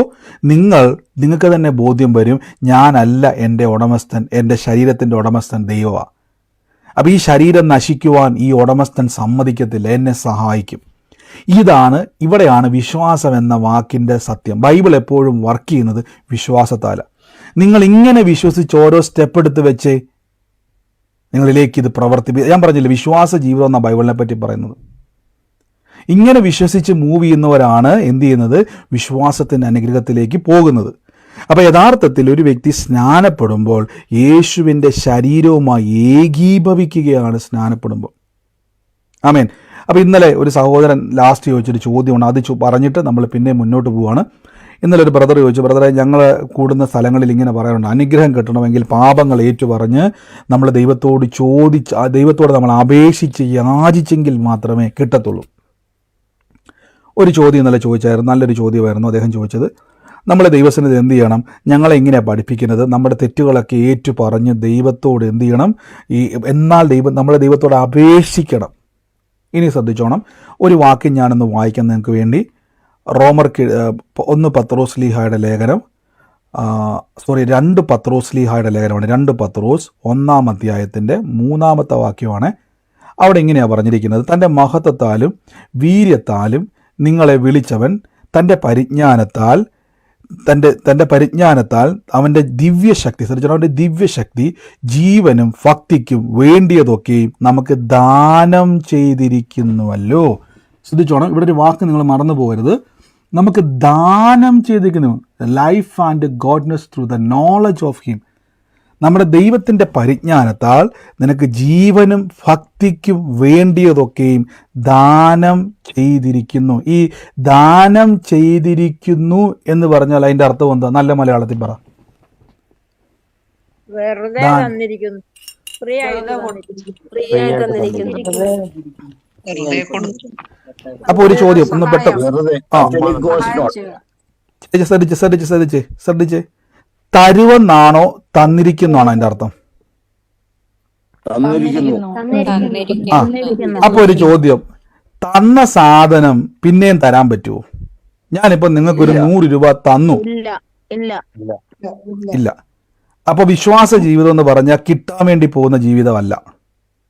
ആദ്യം മനസ്സിലാക്കണം, യേശുവിനെ കർത്താവിൻ്റെ രക്ഷിതാവുമായി സ്വീകരിച്ച ഒരു വ്യക്തി, ബൈബിൾ പറയും, നിങ്ങളെ വചനം ഞാൻ പറയുന്നതല്ല കേട്ടോ, പത്രോസ് ലീഹ പറയുകയാണ്, തൻ്റെ മഹത്വത്താലും വീര്യത്താലും നമ്മെ വിളിച്ചവൻ്റെ പരിജ്ഞാനത്താൽ അവൻ്റെ ദിവ്യശക്തി നിങ്ങളുടെ ജീവനും ഭക്തിക്കും വേണ്ടിയതൊക്കെ, ലൈഫ് ആൻഡ് ഗോഡ്നെസ്, അതായത് നമുക്ക് ആത്മീയമായിട്ടും ഭൗതികമായിട്ടും, എഫേസ്യ ലേഖനം പറയുന്നു, നമുക്ക് സ്വർഗത്തിലെ സകല ആത്മീക അനുഗ്രഹത്താലും നമ്മളെ അനുഗ്രഹിച്ചിരിക്കുന്നു. കൊരിന്ത്യർ ലേഖനം പറഞ്ഞിരിക്കുന്നു, ഒരു കൃപാവരത്തിനും കുറവില്ല. അതിൻ്റെ അർത്ഥം ആത്മീകമായും ഭൗതികമായും ഇതിനൊക്കെ എന്തൊക്കെയാണോ വേണ്ടിയിരിക്കുന്നത് അതൊക്കെയും തന്നിരിക്കുന്നു. അപ്പോൾ ഒരു ചോദ്യം, ബ്രദറെ, അങ്ങനെയാണെങ്കിൽ ഒരു ചോദ്യം ഞാൻ അങ്ങോട്ട് വിളിക്കാൻ വേണ്ടി, അങ്ങനെയാണെങ്കിൽ നിങ്ങൾ അനുഗ്രഹം കിട്ടാൻ വേണ്ടി ദൈവസന്നിധിയിൽ യാചിക്കുന്നത് ശരിയോ തെറ്റോ?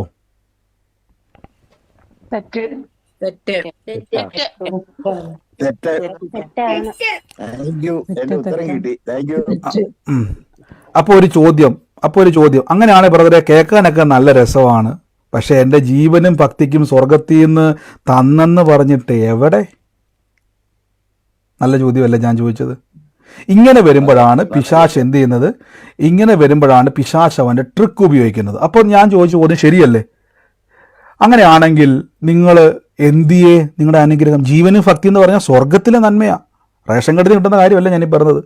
റേഷൻ കടയിൽ നിന്നോ സൂപ്പർ മാർക്കറ്റിൽ നിന്നോ ഏതെങ്കിലും ഭരണകർത്താക്കളിൽ നിന്നോ അമേരിക്കയിൽ നിന്നോ ഓസ്ട്രേലിയയിൽ നിന്നോ ലണ്ടനിൽ നിന്നോ ഫ്രാൻസിൽ നിന്നോ ഇന്ത്യയിൽ നിന്നോ കിട്ടുന്ന കാര്യമല്ല ഞാനീ പറയുന്നത്. സ്വർഗത്തിൽ നിന്നാണ് കിട്ടിയിരിക്കുന്നത്. നിങ്ങൾക്ക് ജീവിക്കാൻ വേണ്ടിയതും ആത്മീയത, അതിനതും ഭൗതികമായും മെറ്റീരിയൽ ബ്ലെസ്സിങ്ങും സ്പിരിച്വൽ ബ്ലെസ്സിങ്ങും നമുക്ക് ദാനം ചെയ്തിരിക്കുന്നു. ഞാൻ ചോദിച്ചോട്ടെ, ദൈവം കള്ളം പറയുമോ? അങ്ങനെയാണെങ്കിൽ ഈ വചനം പറയുന്നു നിങ്ങൾക്ക് തന്നിരിക്കുന്നു. അങ്ങനെയാണെങ്കിൽ എവിടെ? ഇവിടെയാണ് ശ്രദ്ധിക്കേണ്ടത്. നമുക്ക് ദൈവം തന്നിരിക്കുന്നത് ഒരു ഫോമിലാണ്. നമുക്ക് എല്ലാവർക്കും തന്നിരിക്കുന്നത് അതാണ്. എനിക്ക് ഭയങ്കര ഇഷ്ടമാണ് ദൈവത്തിൻ്റെ ചില പ്രത്യേകത ഞാൻ പറഞ്ഞു തരാം. ദൈവം നമുക്ക് ഇതിലേക്ക് നമ്മളെ അപ്പം ഞാൻ ചോദിച്ചോട്ടെ, ഇത് നിങ്ങൾക്ക് തരണമെങ്കിൽ നമ്മളെ വിളിച്ചവൻ്റെ പരിജ്ഞാനം, ശ്രദ്ധിച്ചോണം, വിളിച്ചവൻ്റെ പരിജ്ഞാനത്തിൽ, ഈ വാക്കെല്ലാം ശ്രദ്ധിച്ചോണം, കർത്താവിൻ്റെ ദിവ്യശക്തി, ശ്രദ്ധിച്ചോണം, the divine power has given us all things. ദൈവത്തിൻ്റെ ആ ഒരു ഡിവൈൻ പവറിലൂടെ നമുക്ക് സകലതും എന്ത് ചെയ്തിരിക്കുന്നു? തന്നിരിക്കുന്നു. ഇനി നിങ്ങൾ ശ്രദ്ധിച്ചു കേട്ടോണം. ഇത് ഞാൻ ചോദിച്ചോട്ടെ, ദൈവം എന്തിനാ വെറുതെ ഇത് തരുന്നത്? ബൈബിൾ പറയാണ്, നിങ്ങൾക്ക് ഞാൻ എഫേസ്യ ലേഖനത്തിൽ 1-ാം വാക്യത്തിൽ സ്വർഗത്തിലെ സകല ആത്മീയങ്ങളും തന്നിരിക്കുക. ഇതൊക്കെ ഞാൻ ചോദിച്ചോട്ടെ, ഇതൊക്കെ എന്തിനാണ് കർത്താവ് ഞങ്ങൾക്ക് വെറുതെ തരുന്നത്? വെറുതെ ആർക്കെങ്കിലും കൊടുക്കുമോ? ദൈവം ഒന്നും വെറുതെ ആർക്കും കൊടുക്കത്തില്ല. നിങ്ങൾക്കറിയാവോ? കർത്താവ് കൊടുക്കത്തില്ല. പിന്നെ എന്തുകൊണ്ടാണ് ബ്രദർ ഈ പറയുന്ന വചനങ്ങൾ ഞങ്ങൾക്കിതെല്ലാം വെറുതെ കിട്ടിക്കുന്നത്? നമ്മളിനി ആ വാക്ക് ഞാൻ എടുക്കുന്നില്ല. ഗലാത്യ ലേഖനത്തിൽ എപ്പോഴും പറയുന്നൊരു വാക്കുണ്ട്, നിങ്ങൾ മക്കളെങ്കിലോ. ആ വാക്യം കാണാപ്പാടം അറിയാവുന്നൊരു പെട്ടെന്നൊന്ന് ആ മെസ്സേജ് ഒന്ന് ടൈപ്പ് ചെയ്ത് കാണാപ്പാടം പഠിച്ചെന്നറിയട്ടെ, എവിടെയാണ് കിടക്കുന്നത്. നിങ്ങൾ മക്കളെങ്കിലോ ദൈവഹിതത്താൽ അവകാശികളത്രേ. അപ്പം നിങ്ങൾ മക്കളായതുകൊണ്ട് അപ്പന് തരാതിരിക്കാൻ പറ്റത്തില്ല. അപ്പം യേശുക്രിസ്തു എന്ത് ചെയ്തു? നിങ്ങളെ ദൈവത്തെ പിതാവിൽ നിന്നും അകറ്റിയ പാപത്തെ ക്രൂശിൽ നിന്നും എടുത്തു മാറ്റിയിട്ട് നിങ്ങൾക്ക് എന്ത് ലഭിച്ചിരിക്കുന്നു? പുത്രത്വം തന്നിരിക്കുന്നു. അപ്പോൾ ഒരു വ്യക്തി സ്നാനപ്പെടുമ്പോൾ എന്താ സംഭവിക്കുന്നറിയാവോ? നിങ്ങൾ ദൈവത്തിൻ്റെ മക്കളെന്ന് സീല് ചെയ്യുകയാണ്. അപ്പോൾ നിങ്ങൾ വെള്ളത്തിൽ മുങ്ങി സ്നാനപ്പെടുമ്പോൾ ഇതെല്ലാം വിളിച്ചു പറയുക, ഞാൻ ഇനി ദൈവത്തിൻ്റെ പുത്രനായിരിക്കുന്നു. കൊണ്ട് സന്തോഷത്തോടെ വേണം സ്നാനക്കുളത്തിൽ നിന്ന് കയറി വരാൻ വേണ്ടി. ഗലാത്യ ലേഖനം 4-ാം അധ്യായത്തിൻ്റെ 7-ാം വാക്യം, മിടുക്കന്മാരാവട്ടെ, നിങ്ങളെല്ലാം കാണാപ്പാടം പഠിച്ചു വെച്ചിരിക്കുന്നു. സ്തോത്രം. ഗലാത്യ ലേഖനം 4-ാം അധ്യായത്തിൻ്റെ 7-ാമത്തെ വാക്യത്തിൽ ആ മനോഹരമായ വാക്യം നമുക്ക് ലഭിച്ചിരിക്കുന്നു. ഇതാണ്. അപ്പം ഞാനിത് അടുത്ത വാക്യത്തിൽ എന്തുകൊണ്ട് ഇത് കാണാൻ പറ്റുന്നില്ല? നിങ്ങൾ ഈ വചനം നോക്കിയേ. നിങ്ങൾ മക്കളാകൊണ്ട് അബ്ബാ പിതാവ് എന്ന് വിളിക്കുന്ന പുത്രൻ്റെ ആത്മാവിനെ ദൈവം നമ്മുടെ ഹൃദയത്തിൽ അയച്ചിരിക്കുന്നു. അങ്ങനെ നീ ദാസനല്ല, പുത്രനത്രേ. ശ്രദ്ധിച്ചു? അപ്പം ദാസനായിരുന്നു, ഇപ്പം ദാസനല്ല. അപ്പം ദാസനാണ് ഈ അപേക്ഷിക്കുന്നതും യാചിക്കുന്നതും ഭിക്ഷക്കാരനെ പോലെ ചോദിക്കുന്നതും ഒക്കെ. അപ്പം നിങ്ങൾ ഇപ്പോഴും എന്ത് ചെയ്യാൻ നോക്കൂ ആളുകൾ? ഇപ്പോഴും നിങ്ങളെ ഒരു യാചകനാക്കുവാൻ പിശാചിനിഷ്ടം. അതുകൊണ്ടാണ് നീ യാചിക്ക് യാചിക്ക് യാചിക്ക് യാചിക്ക് യാചിക്ക്, എന്നിട്ട് യാചിച്ചിട്ട് വല്ലതും കിട്ടുമോ? അതുമില്ല. ആമേൻ. ഇവിടെ പറയുന്നു, നിങ്ങൾ ഇനി ദാസനല്ല പുത്രനെങ്കിൽ. അടുത്ത വാക്യത്തിൽ പുത്രനെങ്കിലോ ദൈവഹിതത്താൽ അവകാശി അത്ര. ഇനി ആ പത്രോസിന്റെ ലേഖനം നോക്കി, ജീവനും ഭക്തിക്കും വേണ്ടതൊക്കെയും ദാനം കിട്ടിയിരിക്കുന്നു. അതിൻ്റെ കാരണം മക്കളെങ്കിലോ ഇത് മൊത്തം അവകാശമാണ്. ഇനി ഇതെന്തുകൊണ്ടാണ് ബ്രദറെ എനിക്കിത് കാണാൻ പറ്റാത്തത്? ചിലർ ചോദിക്കും, ബ്രദറെ ഞാൻ സ്നാനപ്പെട്ടിട്ടും എനിക്കൊന്നും കാണാൻ പറ്റുന്നില്ല. ഞാൻ ആദ്യം പറഞ്ഞല്ലോ, വെള്ളത്തിലുള്ള സ്നാനവും പരിശുദ്ധാത്മാവിൻ്റെ സ്നാനവും രണ്ടും രണ്ടാണ്. പരിശുദ്ധാത്മാവിൻ്റെ സ്നാനം എന്ന് പറഞ്ഞാൽ ഒരു വ്യക്തി യേശുവിൽ വന്നിട്ടും എന്നാ പ്രശ്നം വന്നാലും നിങ്ങൾക്ക് യേശുവിനെ വിട്ടേച്ച് പോകാൻ പറ്റുന്നില്ല. അതിൻ്റെ അർത്ഥം നിങ്ങൾ രക്ഷിക്കപ്പെട്ടിരിക്കുന്നു. ഇതാ തെളിവ്. രക്ഷിക്കപ്പെട്ട വ്യക്തിക്ക് ഒളിച്ചിരിക്കാൻ പറ്റത്തില്ല. യേശു എന്തുകൊണ്ടാണ് പബ്ലിക്കായിട്ട് ക്രൂശിക്കപ്പെട്ടത്? ബൈബിള് പറഞ്ഞു കേട്ടില്ലേ, അവൻ മനുഷ്യരാൽ നിന്ദിക്കപ്പെട്ടു. കർത്താവിന് വേണമെങ്കിൽ പറയത്തില്ലേ, എൻ്റെ പിതാവേ, ഞാൻ ആ യെരുശലേമിൽ ഏതെങ്കിലും വീട്ടിൽ കിടന്ന് രാത്രി കിടന്ന് ഉറങ്ങുമ്പോൾ പെട്ടെന്നൊരു സൈലൻ്റ് അറ്റാക്ക് വരുന്നു. ഉടനെ പത്രോസും യോഹന്നാനും പറഞ്ഞു, യേശു നമുക്ക് വേണ്ടി പാപനിമിത്തം മരിച്ചു. എന്നാ കുഴപ്പം? വേദനയില്ല, നാണക്കേടില്ല, നല്ല ഒന്നാന്തരം ഉടുപ്പിട്ടുകൊണ്ട് നല്ല സുഖമായിട്ട് കിടന്ന് മരിക്കാം. ഒരു കുഴപ്പവുമില്ല, ഒരു മുറിവുമില്ല, ഒരു പരിഹാസവുമില്ല, ഒരു നിന്നയില്ല, ഒരു ചമ്മട്ടേടിയില്ല, ഒരു മുൾക്കിരീടവുമില്ല. എന്നാ സുഖമായിട്ടുള്ള മരണമാ അല്ലേ? പക്ഷെ കർത്താവ് പറഞ്ഞു വേണ്ട.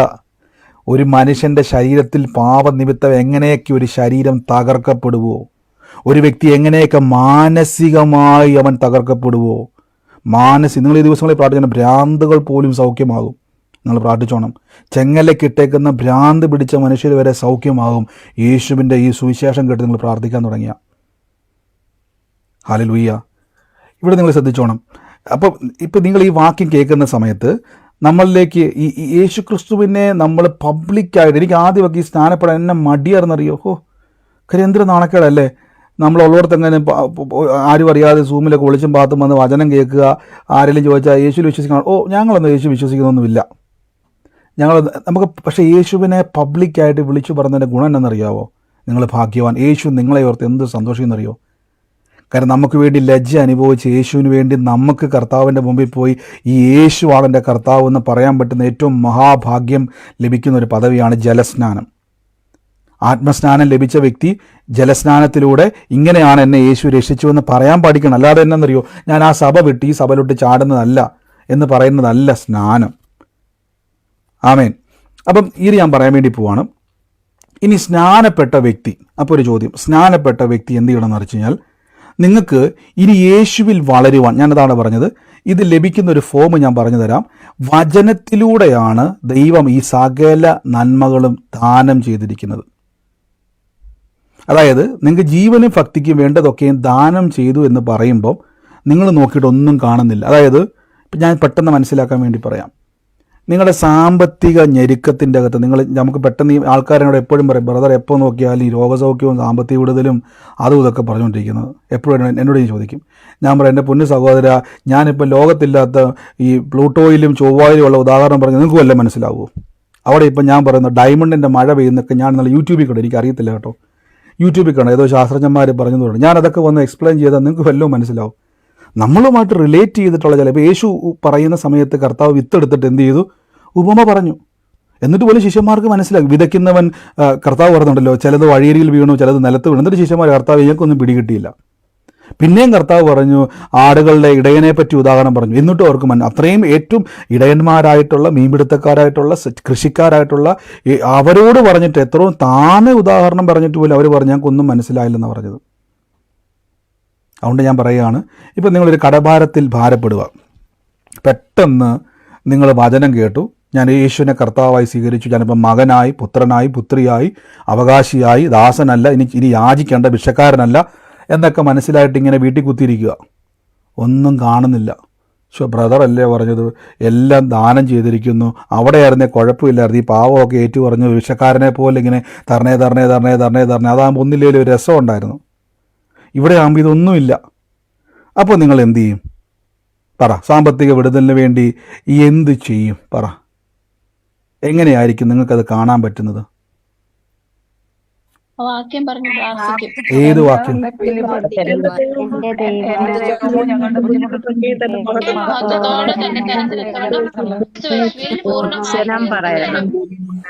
ആമേൻ. അതായത് രക്ഷിക്കപ്പെട്ടവന്റെ അവകാശങ്ങളെ ദൈവം വചനത്തിൽ അടച്ചു വെച്ചു. ബൈബിൾ പറയുന്നു വചനം ഒരു വിത്താണ്. ആ വിത്താകുന്ന വചനത്തെ എടുത്തുകൊണ്ടുവന്ന് മുളപ്പിച്ചത് അനുഭവിക്കുക. എൻ്റെ ദൈവമോ, ഫിലിപ്പിയ ലേഖനത്തിലെ വാക്യമാണ്, എൻ്റെ ദൈവമോ കടഭാരം എത്രയാ? 10 ലക്ഷം രൂപ കടവുണ്ട്. എൻ്റെ ദൈവമോ 4:19 ഫിലിപ്പിയ ലേഖനം, എൻ്റെ ദൈവമോ 10 ലക്ഷം രൂപ മഹത്വത്തോടെ തൻ്റെ ധനത്തിനൊത്തവണ്ണം ക്രിസ്തുയേശുവിൽ എനിക്ക് പൂർണ്ണമായി തീർത്തു തന്നിരിക്കുന്നു. ഈ വചനമാകുന്ന വിത്തെടുത്തിട്ട് നിങ്ങളുടെ ഹൃദയമാകുന്ന നിലത്ത് എന്ത് ചെയ്യണം? ഇടുക. എല്ലാ ദിവസവും ഏറ്റു പറയുന്നതിലൂടെ നനയ്ക്കുക.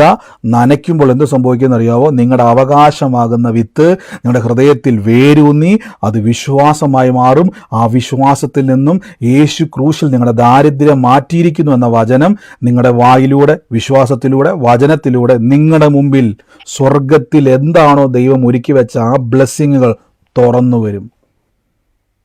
ഇനി ബൈബിൾ പറയുന്നു യേശു ക്രിസ്തു നമ്മുടെ ജീവനും ഭക്തിക്കും വേണ്ടതൊക്കെയും തന്നിരിക്കുന്നു. അങ്ങനെയാണെങ്കിൽ ഉദാഹരണം പറയാം, യേശുവിൻ്റെ രോഗത്തെ മാറ്റി എന്ന് പറഞ്ഞിരിക്കുന്നു. അതിനെന്ത് ചെയ്യണം? കർത്താവിൻ്റെ തിരുമുറിവിനാൽ സൗഖ്യം വന്നിരിക്കുന്ന വിത്തെടുത്തിട്ട്, ആ വിത്തെടുത്തിട്ട് ഹൃദയത്തിൽ കൊണ്ടുവന്ന് ഇടണം. എന്നിട്ട് എല്ലാ ദിവസവും പറഞ്ഞ് നനയ്ക്കണം. നനയ്ക്കുമ്പോൾ അത് വേരിറങ്ങും. വേരിറങ്ങുക എന്ന് പറഞ്ഞാൽ അത് വിശ്വാസമായി മാറും. വിശ്വാസം വന്നാൽ വിശ്വാസത്താൽ അത്ഭുതങ്ങൾ ഉണ്ടായി വരും. ഇതാണ് സ്നാനപ്പെട്ട വ്യക്തി ജീവിക്കേണ്ടത്. പക്ഷെ എന്ത് പറ്റിയെന്ന് വെച്ച് കഴിഞ്ഞാൽ, നിങ്ങൾ സ്നാനപ്പെട്ട സ്ഥലങ്ങളിൽ ഇതാരും പറഞ്ഞു തരുന്നില്ല. ഇത് പറഞ്ഞു തരാത്തപ്പോൾ എന്ത് സംഭവിക്കുമെന്നറിയാവോ? നിങ്ങൾ മുരടിച്ചു പോകും. നിങ്ങൾ സ്നാനപ്പെട്ടിട്ടും വളർച്ചയില്ലാതെ മുരടിച്ച് ഇങ്ങനെ അങ്ങ് കിടക്കും. ഒരു ഉയർച്ചയില്ല. അതും ഇതുമൊക്കെ കേട്ട് തഴമ്പിച്ച് കിടക്കും. ഇതുകൊണ്ടാണ് സ്നാനപ്പെട്ടവൻ എന്ത് ചെയ്യണം? ഇങ്ങനെയുള്ള വചനം കിട്ടുന്ന ഇടങ്ങളിലേക്ക് പോകണം. ഇത് സഭയല്ല, സഭ യേശുവിൻ്റെ ശരീരമാണ്. ഇതിന് പറയുന്ന പേരാണ് കൂട്ടായ്മ. ഇത് കിട്ടുന്ന നിങ്ങൾ എന്തുകൊണ്ടാണ് ഇങ്ങോട്ട് വരുന്നത്? എന്തുകൊണ്ടാണ് ഈ സൂമിൽ കേൾക്കാൻ വേണ്ടി വരുന്നത്? നിങ്ങൾക്ക് നിങ്ങളുടെ വീട്ടിൽ ഇരുന്നാൽ പോരെ? നിങ്ങൾക്ക് അവിടെ ഇരുന്നാൽ പോരെ? എന്തിനാ ഇങ്ങോട്ട് വരുന്നത്? നിങ്ങൾക്ക് എവിടെയൊക്കെയോ ഈ വചനങ്ങൾ നിങ്ങൾക്കൊരു വളർച്ച തരുന്നുണ്ടല്ലോ. എവിടെയൊക്കെയോ നിങ്ങൾക്ക് ഏതൊക്കെയോ മേലെ റിസൾട്ട് തരുന്നില്ലേ? ഇത് തരുന്നത് കൊണ്ടല്ലേ നിങ്ങൾ വീണ്ടും ഇൻട്രസ്റ്റോടെ വരുന്നത്. അതിൻ്റെ അർത്ഥം നിങ്ങൾ അല്ലെങ്കിൽ നിങ്ങളെ പരിശുദ്ധാത്മാവോ എവിടെയൊക്കെയോ സ്പർശിക്കുന്ന തെളിവാണ്. നിങ്ങളുടെ അകത്തൊരു വളർച്ച ഉണ്ടാകുമ്പോൾ നമ്മളങ്ങനെയാണല്ലോ, നമുക്ക് എവിടെയെങ്കിലും നമുക്കൊരു നന്മ അല്ലെങ്കിൽ നമുക്ക് എന്തെങ്കിലും നമ്മൾ പറയത്തില്ലേ, നല്ലൊരു സ്മെല്ല് വന്നാൽ നമ്മൾ അങ്ങോട്ട് എന്ത് ചെയ്യും? മണം പിടിച്ചു പോകത്തില്ലേ? അതേപോലെ നിങ്ങളുടെ ആത്മ മനുഷ്യന് എവിടെയൊക്കെയോ നിങ്ങളെ ആകർഷിക്കുന്നുണ്ട്. അതുകൊണ്ടാണ് ദൈവവചനത്തിലേക്ക് നിങ്ങൾക്കൊരു ആകർഷണം വരുന്നത്. എന്നാൽ ഞാൻ നിർഭാഗ്യവച്ചാൽ പല വചന വ്യാഖ്യാനങ്ങളും പിശാച് കയ്യിലെടുത്തിട്ട് അവൻ പറയുന്ന വാക്കുകളെ വീണ്ടും ഒരു ദാസനെ പോലെ നിങ്ങളെ കെട്ടിയിടുകയാണ്.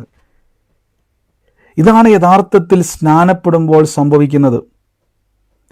ഇനി നമ്മൾ സ്നാനത്തിൻ്റെ ക്ലാസ് കഴിഞ്ഞിട്ടില്ല, തുടങ്ങിയതുകൊണ്ട് രണ്ടാമത്തെ നീ കിടക്കുകയാണ്. അപ്പോൾ ഒരു വ്യക്തി സ്നാനപ്പെടുമ്പോൾ സംഭവിക്കുന്നത് എന്താണെന്ന് ചോദിച്ചാൽ, നിങ്ങൾ യേശുവിൻ്റെ ശരീരമായി തീർന്നിരിക്കുന്നു. യേശുവിൻ്റെ ശരീരത്തിൻ്റെ അവയവമായി തീർന്നിരിക്കുന്നു. ഇപ്പോൾ നിങ്ങൾ ആരാന്നറിയാവോ? യേശുവിൻ്റെ കൈയാണ്. ഇതുകൊണ്ടാണ് മർക്കൂസിൽ നമ്മൾ ഇന്നലെ പറഞ്ഞേക്കുന്നത്, നിങ്ങൾ രോഗികളുടെ മേൽ കൈവച്ചാൽ സൗഖ്യം വരും. അപ്പോൾ സിസ്റ്റർ ചോദ്യം ചോദിച്ചു, ഇങ്ങനെ രക്ഷിക്കപ്പെട്ടവൻ പാപം ചെയ്യുമ്പോൾ എന്ത് സംഭവിക്കും? അതാണ് ഞാൻ പറയുന്നത്, രക്ഷിക്കപ്പെട്ടവൻ ചെയ്യേണ്ട ആദ്യത്തെ ഒന്നാമത്തെ ഘടകം, നിങ്ങളെ പാപം ചെയ്യിപ്പിക്കുന്നതിന് മുന്നിൽ ഒരു ബലഹീനതയുണ്ട്. ഇപ്പോൾ ഒരു വ്യക്തി രാവിലെ എണീറ്റ്, അത് നല്ലൊരു ചോദ്യം സിസ്റ്റർ ചോദിച്ചത്. ഇപ്പം ഞാൻ ഇന്ന് രാവിലെ എണീറ്റുകൊണ്ട് തീരുമാനിക്കും ഇന്ന് ഒരാളെ കൊന്നേക്കാം, ഇന്നൊരാളെ ഞാൻ എന്ത് ചെയ്തേക്കാം, ഒരു സ്ത്രീയെ ഉപദ്രവിച്ചേക്കാം, ഇന്ന് ഞാൻ മോഷ്ടിച്ചേക്കാം, അങ്ങനെ തീരുമാനിക്കുന്നതല്ല. എൻ്റെ അകത്തൊരു സ്വഭാവമുണ്ട്. എൻ്റെ ജഡത്തിൽ ബൈബിളൊരു വാക്കുണ്ട്, മോഹം ഗർഭം ധരിച്ചു പാപത്തെ പ്രസവിക്കുന്നു. എന്നിങ്ങനെ ടെംപ്റ്റ് ചെയ്യുന്നൊരു പരിപാടിയുണ്ട്. ഒരു ടെംപ്റ്റേഷൻ വരും, അവരുടെ കുറ്റം പറയാൻ, അവരുടെ മോഷ്ടിക്കുവാൻ, അവരെ തകർക്കും. ഒരു ടെംപ്റ്റേഷനാണ്. ഈ ടെംപ്റ്റേഷൻ വരുമ്പോൾ എന്ത് ചെയ്യണം, നമ്മളങ്ങോട്ട് അതിനെ അങ്ങ് ചിലർ പറയത്തില്ല, ഞാൻ 1 തീയതി മുതൽ ഇനി മദ്യപിക്കത്തില്ല, പുതിയ തീരുമാനം 2024 ഡിസംബർ 31 തീരുമാനിക്കുന്നു, ഇനി ഞാൻ മേലാൽ മദ്യപിക്കത്തില്ല. 1 തീയതി ഉച്ച വരെ പിടിച്ചു തന്നു, 4 മണി വരെ പിടിച്ചു തന്നു, 5 മണിയായപ്പോൾ എന്ത് ചെയ്തു, എല്ലാം പോയി. അതെന്താ പറ്റിയത്? മനസ്സിൻ്റെ അകത്തുണ്ടാകുന്ന ചിന്തകളെ നിയന്ത്രിക്കുവാൻ മനുഷ്യനെ കൊണ്ട് കഴിയത്തില്ല. എന്നാൽ പരിശുദ്ധാത്മാവെന്ന കാര്യസ്ഥൻ്റെ ഏറ്റവും വലിയ പ്രത്യേകത, നിങ്ങളുടെ ഉള്ളറയിൽ ചെന്ന് നിങ്ങളെ നിയന്ത്രിക്കുവാൻ കഴിയും. അതിനെന്ത് ചെയ്യണം? യേശുവിനെ കർത്താവിൻ്റെ രക്ഷിതാവായി സ്വീകരിച്ച് ഒരു ബലഹീനത വരുമ്പോൾ ഉടനെ പറയേണ്ടത്, കർത്താവിന് ഇപ്പോൾ അതിനെ നിയന്ത്രിക്കാൻ പോവാം. ചിലർ അതിനുവേണ്ടി ഉപവസിക്കുന്നവരെ കണ്ടുണ്ട്. ആ പാവസ്വഭാവം മാറട്ടെ എന്നിട്ട് കൂടുന്നല്ലാതെ വല്ലതും കുറവ് വന്നു. നിങ്ങൾ ആദ്യം മനസ്സിലാക്കുക, നിങ്ങൾക്ക് സ്വയമായിട്ട് നടക്കാൻ പറ്റുന്നവരല്ല. അതുകൊണ്ടാണ് യേശു പറഞ്ഞത്, ഞാൻ പോയ ശേഷം നിങ്ങളെ സകല സത്യത്തിലും വഴി നടത്തേണ്ടതിന് ഒരു കാര്യസ്ഥനെ അയക്കുന്നുണ്ട്. അവൻ വന്ന് നിങ്ങളെ എന്ത് ചെയ്യും? സകല സത്യത്തിലും വഴി നടത്തും. അപ്പം പരിശുദ്ധാത്മാവ് എന്ന കാര്യസ്ഥനെ നിങ്ങൾ എന്ത് ചെയ്യണം? തെറ്റിദ്ധരിക്കല്ലോ കേട്ടോ, ആ വാക്ക് പറഞ്ഞ് ക്ഷമിക്കണം. പരിശുദ്ധാത്മാവിന് കീഴ്പ്പെടണം. എങ്ങനെ കീഴ്പ്പെടുന്നത്? പരിശുദ്ധാത്മാവെ എന്നെ സഹായിക്കണം, എനിക്ക് ഈ സ്വഭാവത്തിൽ നിന്ന് പുറത്തു വരാൻ എന്നെ സഹായിക്കണം. ഒരു കുഴപ്പവുമില്ല, ഒരു നാണക്കേടും വേണ്ട. പരിശുദ്ധാത്മാവ്, എനിക്കറിയാം ഞാൻ യേശുവിൻ്റെ ശരീരമാണ്. എനിക്ക് ഇപ്പം ഞാൻ ഉദാഹരണം പറയാം. ഞാൻ ഈ സുവിശേഷം എല്ലാം പറഞ്ഞിട്ട് തിരുവനന്തപുരത്തോ കൊല്ലത്തോ എറണാകുളത്തോ കോഴിക്കോടോ ഇവിടെയുള്ള ഏതെങ്കിലുമൊക്കെ ഒരു ബാറിൽ നിന്ന് കുടിയന്മാരുടെ കൂടെ ഇരുന്നുകൊണ്ട് ഞാൻ അവിടെ നിന്നിട്ട് പാട്ടൊക്കെ പാടി ഇറങ്ങി വന്നാൽ നിങ്ങൾ എന്നെ ചിരിച്ച് കാണിക്കുമോ അതോ നിങ്ങൾ തലേ കൈ വെക്കുമോ? പറ.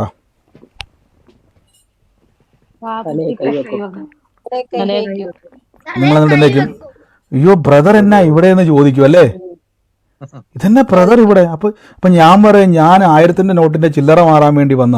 അവിടെ നിങ്ങൾ പറയും, ഈ കണ്ട പെട്രോൾ പമ്പ് അല്ലേ ഇവിടെ ഉണ്ടായിട്ട് ബ്രദർ എന്തുകൊണ്ടാണ്? അപ്പം എനിക്ക് എന്തുകൊണ്ട് ഇവിടെ വന്നുകൂടാ? മനുഷ്യന്മാരല്ലേ അല്ല അവിടെ ഇരിക്കുന്നത്. എനിക്ക് ചില്ലറ മാറാൻ വേണ്ടി വന്നുകൂടെ? നിങ്ങൾ അംഗീകരിക്കുമോ? ഇല്ല, വേണ്ട ബ്രദറെ, ഇവിടെ നിൽക്കാൻ പറ്റത്തില്ല. അതെന്താ നിങ്ങൾ അങ്ങനെ പറഞ്ഞത്? മനുഷ്യനുണ്ടാക്കിയതല്ലേ അത്?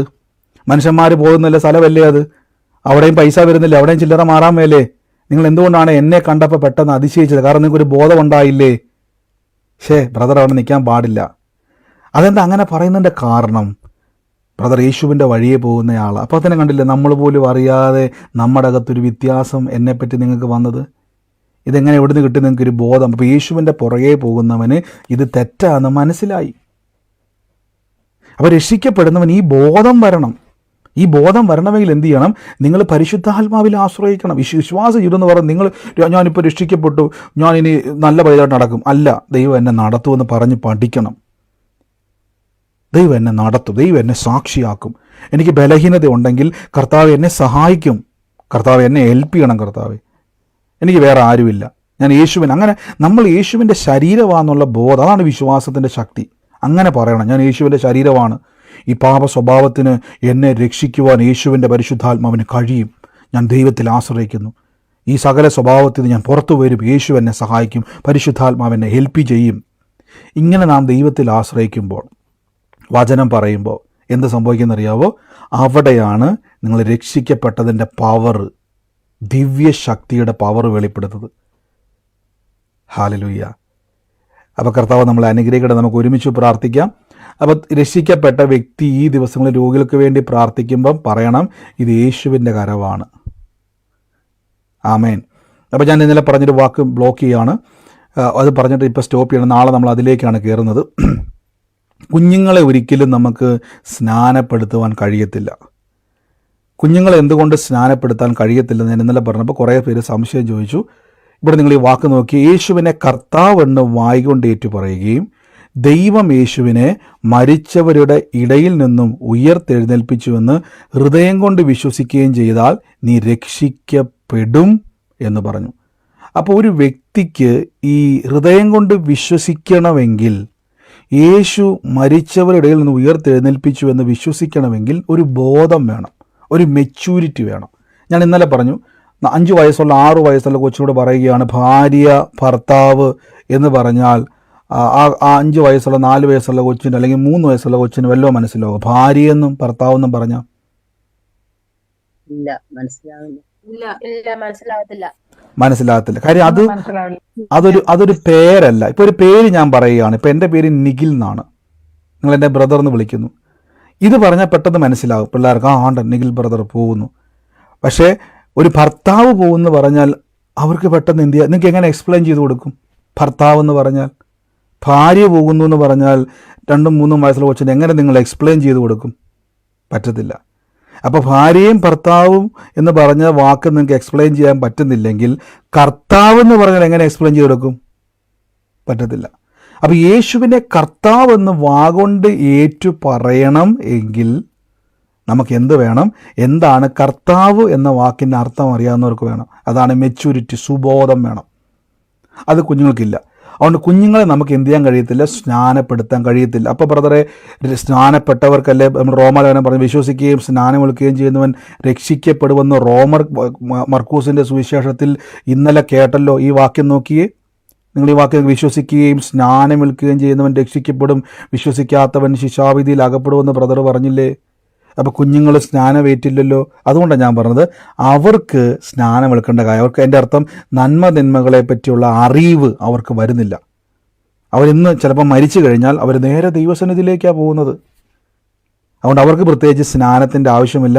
അവരെ സ്നാനപ്പെടുത്താൻ ബൈബിളിൽ തെളിവില്ല. കുഞ്ഞുങ്ങളെ സ്നാനപ്പെടുത്തിയതായിട്ട് ബൈബിളിൽ ഒരു സ്ഥലത്ത് പോകുക. അതിൻ്റെ കാര്യം ഇതാണ്, ഈ ഒറ്റ വാക്യമുള്ളത് കൊണ്ടാണ്. വാഗൊണ്ട് ഏറ്റു പറഞ്ഞേ പറ്റത്തുള്ളൂ. ഹൃദയം കൊണ്ട് വിശ്വസിക്കാൻ കഴിയണം. എൻ്റെ അർത്ഥം ഒരു വ്യക്തിക്ക് മനസ്സിലാണല്ലോ യേശു എൻ്റെ പാപം വഹിച്ചു. ഒരു കുഞ്ഞു കൊച്ചിനോട് നിങ്ങൾ വന്നിട്ട് പറയാം, നിൻ്റെ യേശു നിൻ്റെ പാപത്തെ വഹിച്ചിരിക്കുന്നു എന്ന് പറയുമ്പോൾ കൊച്ച് മുഖത്തൊക്കെ ചിരിക്കുന്നല്ലാതെ വേറൊന്നും അതിന് ഇമോഷൻ വരുന്നില്ല. അടുത്ത വാക്യത്തിൽ ശ്രദ്ധിച്ചോണം. ഇനി രക്ഷിക്കപ്പെട്ട വ്യക്തികൾ പറയുകയാണ്, നിങ്ങൾ വിശ്വസിക്കുന്നവരാൽ അടയാളം നടക്കും. നിങ്ങൾക്ക് ഭൂതങ്ങളെ ഓടിക്കാൻ പറ്റും. ഭൂതശാന്തി വരം. ഞാൻ ഇവിടെ പലപ്പോഴും പറഞ്ഞിട്ടില്ല, ഞാൻ പല വീടുകളിൽ പോയി അവിടെ ഈ സാക്ഷി നേരത്തെ പറഞ്ഞിട്ടുള്ള ഞാൻ പിന്നെയും പറഞ്ഞാൽ ചിലപ്പോൾ അരോചകമായി തോന്നിയേക്കാം. 2 എനിക്ക് എക്സ്പീരിയൻസ്, 2 പല എക്സ്പീരിയൻസ് ഉണ്ടായിട്ടുണ്ട്. റിയൽ ആയിട്ടുള്ള സ്പിരിറ്റിൻ്റെ ഉപദ്രവം ഉണ്ടായിരുന്ന 2 ഭവനത്തിൽ അവർ ഒത്തിരി പരിപാടി നോക്കിയിട്ടും ആ പിശാചിൻ്റെ ആത്മാവ് ആ കുടുംബത്തിൽ നിന്ന് പോകുന്നില്ലായിരുന്നു. അവരെ ശല്യപ്പെടുത്തുകയും, ഞാൻ ഓർക്കുന്നുണ്ട്, ഞാൻ ആ ഭവനത്തിൽ ചെല്ലുന്ന സമയത്ത് ഞാൻ കൂടെ പറഞ്ഞിട്ടുള്ളതാണ്, ആ ഒരു മുറിയിൽ ഞാൻ ആ ഭവനത്തിൽ ചെന്ന് ഞാൻ പറഞ്ഞു എനിക്കത് ടോയ്ലറ്റിലൊന്ന് ജസ്റ്റ് പോകണം, എനിക്കൊന്ന് വാഷ് ചെയ്യാൻ വേണ്ടി. ഞാൻ ആ പോകുന്ന വഴിക്ക് ഞാനിപ്പോൾ ഓർക്കുന്നുണ്ട്, ആ മുറിയിൽ അവരുടെ ബെഡ്റൂമിൻ്റെ ഒരു ബെഡ്റൂമിൻ്റെ അകത്തോട്ട് കയറി ആ ടോയ്ലറ്റ് ഞാൻ കയറി ബെഡ്റൂമിൽ ലോക്ക് ചെയ്തെന്ന് എനിക്ക് തോന്നുന്നത്. ഞാൻ ടോയ്ലറ്റിൽ കയറുമ്പോഴേക്കും ഞാനത് ഡോറ് ശരിക്കും ഒരാളിങ്ങനെ ലോക്ക് ചെയ്തു. എൻ്റെ വൈഫ് അവിടെയുണ്ട്, ലോഞ്ചിലുണ്ട്, അവരോട് സംസാരിച്ചുകൊണ്ടിരിക്കുകയാണ്. വേറെ ആരും ആ മുറിയിലില്ലെന്ന് എനിക്ക് ഉറപ്പാണ്. തന്നെ അത് ലോക്കായി. എനിക്ക് സംഭവം മനസ്സിലായി, ഇതിൻ്റെ അകത്ത് സ്പിരിറ്റ് ഉണ്ട്. സാധാരണഗതി നമ്മൾ എന്ത് ചെയ്യും? അയ്യോ ഓടിവായോ ഭൂതം പ്രേതത്തോടെ കാറും. അപ്പോൾ എനിക്ക് മനസ്സിലായി, ഞാൻ പുത്രനാണ്. ഞാൻ പുത്രനെങ്കിലോ അവകാശിയാണ്. ബൈബിൾ പറയുന്നു, പുത്രനായ എനിക്ക്, രക്ഷിക്കപ്പെട്ട എനിക്ക്, കർത്താവിൻ്റെ ശരീരമായ എനിക്ക് ഭൂതത്തെ ഓടിക്കാൻ പറ്റും. ഞാൻ അവിടെ ഇരുന്നുകൊണ്ട് പറഞ്ഞു, പാമ്പുകളെയും തേളുകളെയും ശത്രുവിൻ്റെ സകല ബലത്തെയും I have the authority to trampling on serpents and scorpion, സകല പിശാചിനെയും അവൻ്റെ സകല തന്ത്രങ്ങളെയും ചവിട്ടി, ട്രാംപ്ലിംഗ് ഓൺ സർപ്പൻ, ചവിട്ടി മെതിക്കുവാൻ എനിക്ക് അധികാരമുണ്ട്. ഞാൻ നിന്നോട് കൽപ്പിക്കുന്നു, ഇവിടം വിട്ട് ഓടിക്കോളാൻ പറഞ്ഞു. നിങ്ങൾക്കറിയണോ, പിന്നീട് ഇന്നേ വരെ അവിടെ ഒരു ഉപദ്രവം വന്നില്ല. അയ്യോ ബ്രദർ വലിയ സംഭവമാണ്. അല്ല, ഞാൻ പുത്രനായതുകൊണ്ട് ഞാൻ തിരിച്ചറിഞ്ഞു, ഞാൻ അവകാശിയാണ്. ബൈബിൾ പറയുന്നത് പോലെ എനിക്ക് ഭൂതങ്ങളെ ഓടിക്കുവാൻ പറ്റും. 2, എനിക്ക് അന്യഭാഷാ വരമുണ്ട്. അടുത്ത വാക്യം, സർപ്പത്തെ പിടിച്ചെടുക്കുക. എന്നർത്ഥം പിശാചിനെ പേടിക്കണ്ട. അടുത്ത വാക്യത്തിൽ മരണകരമായി യാർന്ന് കുടിച്ചാലും എനിക്കിട്ട് ഇനി കൂടോത്രം ചെയ്താലും, ഒരു വിശ്വാസിക്ക് കൂടോത്രം ചെയ്താൽ ഏക്കത്തില്ല. വിശ്വാസി എന്ന് ഞാൻ പറയുന്നത്, രക്ഷിക്കപ്പെട്ട വ്യക്തി എന്ന് പറയുന്നത്, കർത്താവിനോട് ചേർന്ന വ്യക്തിയെ പറ്റിയാണ് ഞാൻ ഈ പറയുന്നത്. അവനൊന്നും ഏക്കത്തില്ല. പക്ഷെ നമ്മളെ പഠിപ്പിക്കുന്നത് കൂടോത്രക്കാരൻ വന്നാൽ പിന്നെ പേടിയാണ്. ആഭിചാരക്കാരൻ വന്ന് എങ്ങാനും ബിസിനസ്സിൻ്റെ അടുത്ത് എങ്ങാനും വന്ന് നിന്നാൽ പേടി. നിങ്ങൾ പേടിക്കരുത്. അവനെ കർത്താവ്, നിങ്ങൾ ഒന്നും ചെയ്യാൻ പോണില്ല. അവൻ നിങ്ങൾ അവകാശം, നിങ്ങളെ തൊടാൻ കഴിയത്തില്ല. പക്ഷെ വിശ്വാസം, അവനെ അറിയാമോ, ചുട്ട കോഴിയെ പറപ്പിച്ച ആളാ. നീ പറഞ്ഞാൽ അതിനേക്കാൾ വലിയ ആളുടെ തല തകർത്ത യേശുവിൻ്റെ ശരീരത്തിൻ്റെ ഭാഗമാണ് ഞാൻ. അടുത്ത വാക്യത്തിൽ പറഞ്ഞു മരണകരമായി യാതൊന്ന് കുടിച്ചാലും ഹാനി വരത്തില്ല. അടുത്ത വാക്യത്തിൽ പറഞ്ഞു നിങ്ങൾ രോഗികളുടെ മേൽ കൈവച്ചാൽ സൗഖ്യം വരും. പ്രത്യേകിച്ച് ഒരു നിയോഗവും വേണ്ട. രോഗിയെ കാണുമ്പം അയ്യോ ഈ രോഗിയെ എൻ്റെ മുമ്പിൽ യേശു കൊണ്ടുവന്നാന്ന് പറയണം. മനസ്സിലാകുന്നുണ്ടോ? എൻ്റെ കൂടെ എന്ന് പറഞ്ഞ ഒരു രോഗിയെ കാണുമ്പോൾ ഇതെല്ലാം കൂടെ ഇങ്ങോട്ടാണല്ലോ വരുന്നെന്ന് പറയരുത്. ഈ രോഗിയെ എൻ്റെ അടുക്കിലേക്ക് ആര് കൊണ്ടുവന്ന പറഞ്ഞ യേശു കൊണ്ടുവന്നാന്ന് പറ. ഈ രോഗിയെ എൻ്റെ അടുക്കൽ യേശുവാണ് കൊണ്ടുവന്നത്. ആമേൻ. അപ്പം നമ്മൾ ഓർക്കും ഞാൻ പ്രാർത്ഥിച്ചാൽ വല്ലതും നടക്കുമോ? സഹോദര ബൈബിള് വായിക്ക്. രോഗികളുടെ മേൽ കൈവച്ചാൽ സൗഖ്യം വരും. ബ്രദറെ ഞാൻ ഒന്ന് പ്രാർത്ഥിച്ചു, സൗഖ്യം നടന്നില്ല, നാണക്കേട. കൈവെക്കുന്നത് എന്തിനാ നാണം കെടുന്നത്? നാണക്കേടൊക്കെ യേശു വഹിച്ചതാ. പറയണം ഞാൻ ലജ്ജിച്ചു പോകത്തില്ല. ഒരു രോഗിക്ക് വേണ്ടി പ്രാർത്ഥിച്ച് സൗഖ്യമായില്ലെങ്കിൽ അടുത്ത വ്യക്തിക്ക് വേണ്ടി പ്രാർത്ഥിക്കണം. പിന്നെയും മടങ്ങി വന്ന ആ വ്യക്തിക്ക് വേണ്ടി പിന്നെയും പ്രാർത്ഥിക്കണം. സൗഖ്യം നടക്കുന്നവരെ പ്രാർത്ഥിക്കണം, കാണുന്നവരെ പ്രാർത്ഥിക്കണം. കഴിഞ്ഞ ദിവസം നമ്മൾ സാക്ഷ്യം കണ്ടില്ല, സഹോദരി ആദ്യം പ്രാർത്ഥിച്ച് രോഗം മാറിയില്ല, മടുത്തുപോയി ക്ഷീണിച്ചു പോയി, പിന്നെയും പ്രാർത്ഥിച്ച് രോഗം മാറിയില്ല. അവസാനം ഒരു തീരുമാനം എടുത്ത് ഞാൻ അവകാശിയാണ്, സൗഖ്യമാകുന്നത് വരെ ഞാൻ. അവസാനം എന്ത് ചെയ്തു? അത്ഭുതം കണ്ടു. ഒരു മരുന്നും കൂടാതെ അത്ഭുത സാക്ഷ്യമായി തീർന്നു. Thank you Holy Spirit, in the name of Jesus Christ. എൻ്റെ കൂടെ ഇന്ന് പ്രാർത്ഥിച്ച് നിങ്ങൾക്ക് ഇത് ക്ലിയർ ആയെന്ന് ഞാൻ വിശ്വസിക്കുന്നു. തുടർമാനമായിട്ട് നിങ്ങൾ സംശയങ്ങൾ ലൈവിൽ ചോദിക്കാതിരിക്കുന്നതാണ് കുറച്ചും കൂടെ നല്ലത്. ഒന്ന് രണ്ട് സംശയങ്ങൾ നിങ്ങൾക്ക് പെട്ടെന്ന് ആലോചിച്ച് വെച്ചോണം, ചോദിക്കാൻ അവസരമുണ്ട്. ഒന്ന് രണ്ട് സംശയങ്ങൾ. കാരണം വെച്ചാൽ എനിക്ക് സമയപരിമിതി ഉള്ളതുകൊണ്ടാണ്. ബാക്കി നിങ്ങൾ വാട്സാപ്പിലേക്ക് നിങ്ങൾ അയച്ചു കഴിയുമ്പോൾ എനിക്കത് പെട്ടെന്ന് കളക്ട് ചെയ്തിട്ട് ഇന്നിപ്പോൾ 2-3 പേരുടെ സംശയങ്ങളും ചേർത്താണ് ഇന്ന് സംസാരിക്കാൻ ഇടയായത്. അതുകൊണ്ട് കുറച്ചുകൂടെ നിങ്ങൾക്ക് ഗുണമായെന്ന് തോന്നുന്നു. സംശയം ചോദിച്ചവരെ ഓർത്ത് ഞാൻ ദൈവത്തെ സ്തുതിക്കുന്നു. ആമേൻ. ഞാൻ ഇത് ദൈവാത്മയോട് പറഞ്ഞു, രമണി എന്ന് പറയുന്ന ഒരു വ്യക്തിയുടെ ഭവനത്തെ കർത്താവ് സ്പർശിക്കുന്നതായിട്ട് പറയുകയാണ്. രമണി എന്ന് പറയുന്ന ഒരു വ്യക്തിയുടെ ഭവനത്തെ കർത്താവ് സ്പർശിക്കുന്നതായിട്ടൊരു വാക്ക് കർത്താവ് പറയുകയാണ്. ആ രമണിയുമായി ബന്ധപ്പെട്ട ആരെങ്കിലും ഇന്ന് എന്നെ കേൾക്കുന്നുണ്ടെങ്കിൽ, ഞാൻ പറഞ്ഞു നമ്മളിത് വൈഡായിട്ടുള്ള ഒരു മീറ്റിംഗ് ആണ്, സൂം മാത്രമല്ല യൂട്യൂബിലും ഒക്കെ. കഴിഞ്ഞ ദിവസമൊക്കെ ഒത്തിരി പേര് സാക്ഷി വെച്ച് ബ്രദറെ അതെൻ്റെ ലൈഫുമായിട്ട് ബന്ധപ്പെട്ട കാര്യങ്ങൾ. അതുകൊണ്ടാണ് ഞാൻ പലപ്പോഴും ഈ സൂമെന്നും ഇതും പറയുന്നതുകൊണ്ട് സോഷ്യൽ സിസ്റ്ററുടെ ഞാൻ കർത്താവ് എന്നെ കാണിക്കുന്നു. കുടുംബത്തിൻ്റെ മേലേക്ക് ദൈവത്തിൻ്റെ വലിയൊരു പ്രവൃത്തി. അനീഷ് എന്ന് പറയുന്ന ഒരു വ്യക്തിയെ കർത്താവ് നിങ്ങളുടെ ഭവനത്തിലേക്ക് നടന്ന് കയറ്റിക്കൊണ്ടുവരുന്നൊരു കാഴ്ച ഞാൻ കാണുവാണേ. ആ വ്യക്തിയുടെ പേരൊന്ന് കുറിച്ച് വെച്ചോണം. അങ്ങനെ ഒരു വ്യക്തി നിങ്ങളുടെ ഭവനത്തിലേക്ക് വന്നിട്ട് ദൈവത്താലുള്ള ഒരു അടയാളമാണ് കർത്താവ് എന്നെ കാണിക്കുന്നത്. ആ വ്യക്തി മുഖാന്തിരം കർത്താവ് നിങ്ങളുടെ ലൈഫിലേക്ക് ഒരു സന്തോഷ വാർത്ത കേൾപ്പിക്കാൻ വേണ്ടി പോവാണ്. ഇപ്പം അങ്ങനെ ഒരു വ്യക്തി നിങ്ങളുടെ വീട്ടിലുണ്ടോ എന്ന് എനിക്കറിയത്തില്ല, നിങ്ങളുമായിട്ട് ബന്ധം ഉണ്ടോ എന്ന് എനിക്കറിയത്തില്ല. പക്ഷെ അങ്ങനെ ഒരു വ്യക്തി കർത്താവ്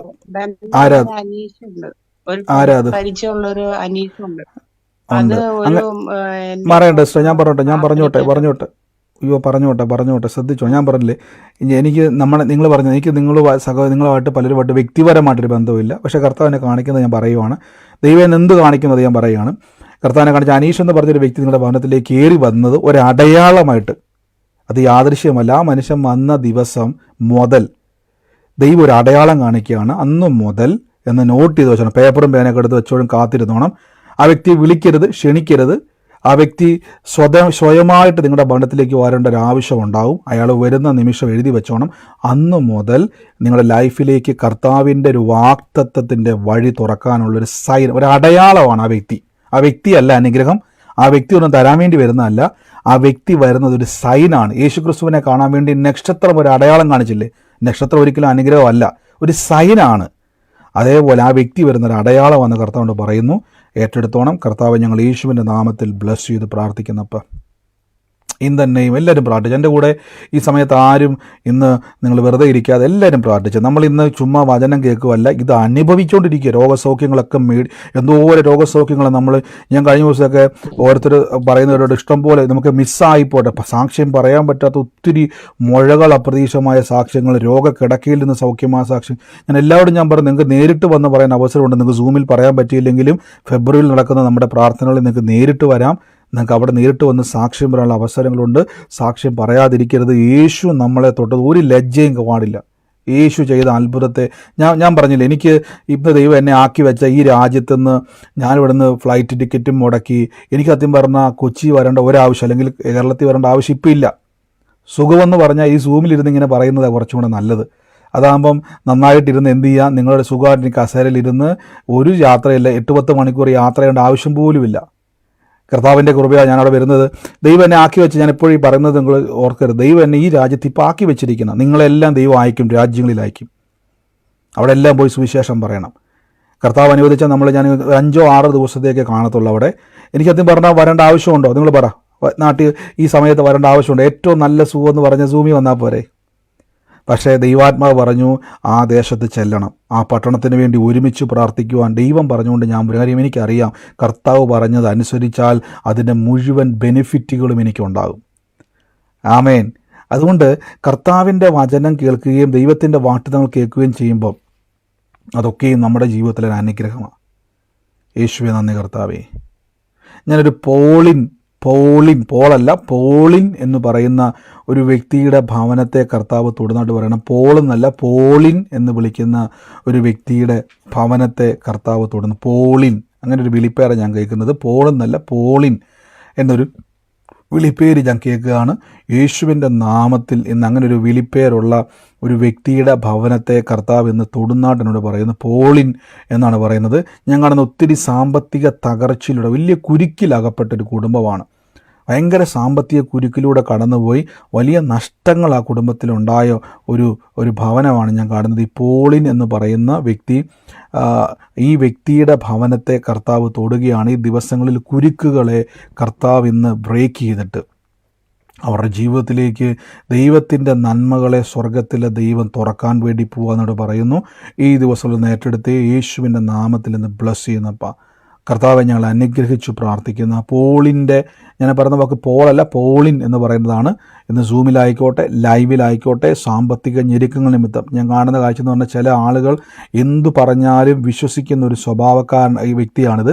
ഈ വ്യക്തി പലരാലും വഞ്ചിക്കപ്പെട്ടൊരു വ്യക്തിയാണ് ഞാൻ കാണുന്നത്. എന്നാൽ കർത്താവ് ഇന്ന് എന്ത് ചെയ്യുന്നു? യേശുവിൻ്റെ നാമത്തിൽ ഈ ദിവസങ്ങളിൽ ആ കുടുംബം എന്നെ കേൾക്കുന്നുണ്ട്. ഇന്ന് അവർ വിശ്വസിച്ചാട്ടെ. കർത്താവ് ഇന്ന് ആ കുടുംബത്തെ തൊടുകയാണ്. In the name of Jesus Christ, in the name of Jesus Christ ഞങ്ങൾ യേശുവിൻ്റെ നാമത്തിൽ എന്ന് വിശ്വസിക്കുന്നപ്പാ കർത്താവെ, ഇന്ന് തന്നെ കേൾക്കുന്ന വ്യക്തികൾ ആമേൻ പറഞ്ഞ് ഏറ്റെടുത്തോണം. കർത്താവ് എന്ന കുടുംബത്തിൻ്റെ സ്ഥിതി മാറ്റാൻ വേണ്ടി പോവാണ്. ദൈവം ആ കുടുംബത്തിനെ അത്ഭുതമാക്കാൻ വേണ്ടി പോവാണ്. ഞങ്ങൾ റിലീസ് ചെയ്ത് പ്രാർത്ഥിക്കുന്നപ്പാ സ്വർഗത്തിലെ ദൈവം ആ വഴികളെ തുറക്കുന്നതിന് നന്ദി പറയുന്നപ്പാ. എല്ലാവരും മൈക്ക് മ്യൂട്ട് ചെയ്ത് ആരും ഈ സമയത്ത് മൈക്ക് ഓണാക്കരുത്. In the name of Jesus, യേശുവിൻ്റെ അധികാരമുള്ള നാമത്തിൽ പ്രാർത്ഥിക്കുന്നപ്പാ. Thank you Holy Spirit, thank you Holy Spirit, thank you Holy Spirit. അതോടൊപ്പം തന്നെ കർത്താവ് എന്നെ ഒരു പ്രകാശൻ്റെ ഭവനത്തെ കർത്താവ് സ്പർശിക്കുന്നതായിട്ട് പറയുകയാണ്. പ്രകാശ് എന്ന് പറയുന്ന ഒരു വ്യക്തിയുടെ ഭവനത്തെ കർത്താവ് തൊടുന്നതായിട്ട് പറയുന്നു. ആ വ്യക്തിയുടെ കുടുംബത്തിൻ്റെ അകത്ത് ഒരു സ്ഥലവുമായിട്ട് ബന്ധപ്പെട്ട് ഞാൻ കാണുന്ന ഒരു കാഴ്ച, അതിൻ്റെ മേൽ കിടക്കുന്ന എല്ലാ അവകാശവാദങ്ങളെയും കർത്താവ് ഇന്നത് ബ്രേക്ക് ചെയ്യുന്നു. ഞാൻ കാണുന്നൊരു കാഴ്ച, തലമുറകളുടെ ഭാവിയെ പോലും അടച്ചു വെച്ച്, പ്രകാശൻ്റെ കുടുംബത്തിലെ തലമുറകളുടെ ഭാവിയെ പോലും അടച്ചു വെച്ച എല്ലാവിധമാകുന്ന ബ്ലോക്കുകളെയും യേശുവിൻ്റെ അധികാരമുള്ള നാമത്തിൽ നിന്ന് പ്രാർത്ഥിക്കുന്നത് ബ്രേക്ക് ആകട്ടെ. In the name of Jesus, യേശുവിൻ്റെ നാമത്തിൽ നിന്ന് പ്രാർത്ഥിക്കുന്നപ്പാ ദൈവം ആ കുടുംബത്തിൻ്റെ മേൽ വഴി തുറക്കട്ടെ. സിസ്റ്ററെ പറയാൻ വേണ്ടിയാണോ മ്യൂട്ട് മാറ്റിയത്? അല്ലെങ്കിൽ മ്യൂട്ട് ചെയ്യണേ. പറയാൻ വേണ്ടിയാണെങ്കിൽ ആരുടെ പേരാ? ഭർത്താവിന്റെ പേരല്ലേ? ഭർത്താവിന്റെ പേരാണ് പ്രകാശൻ.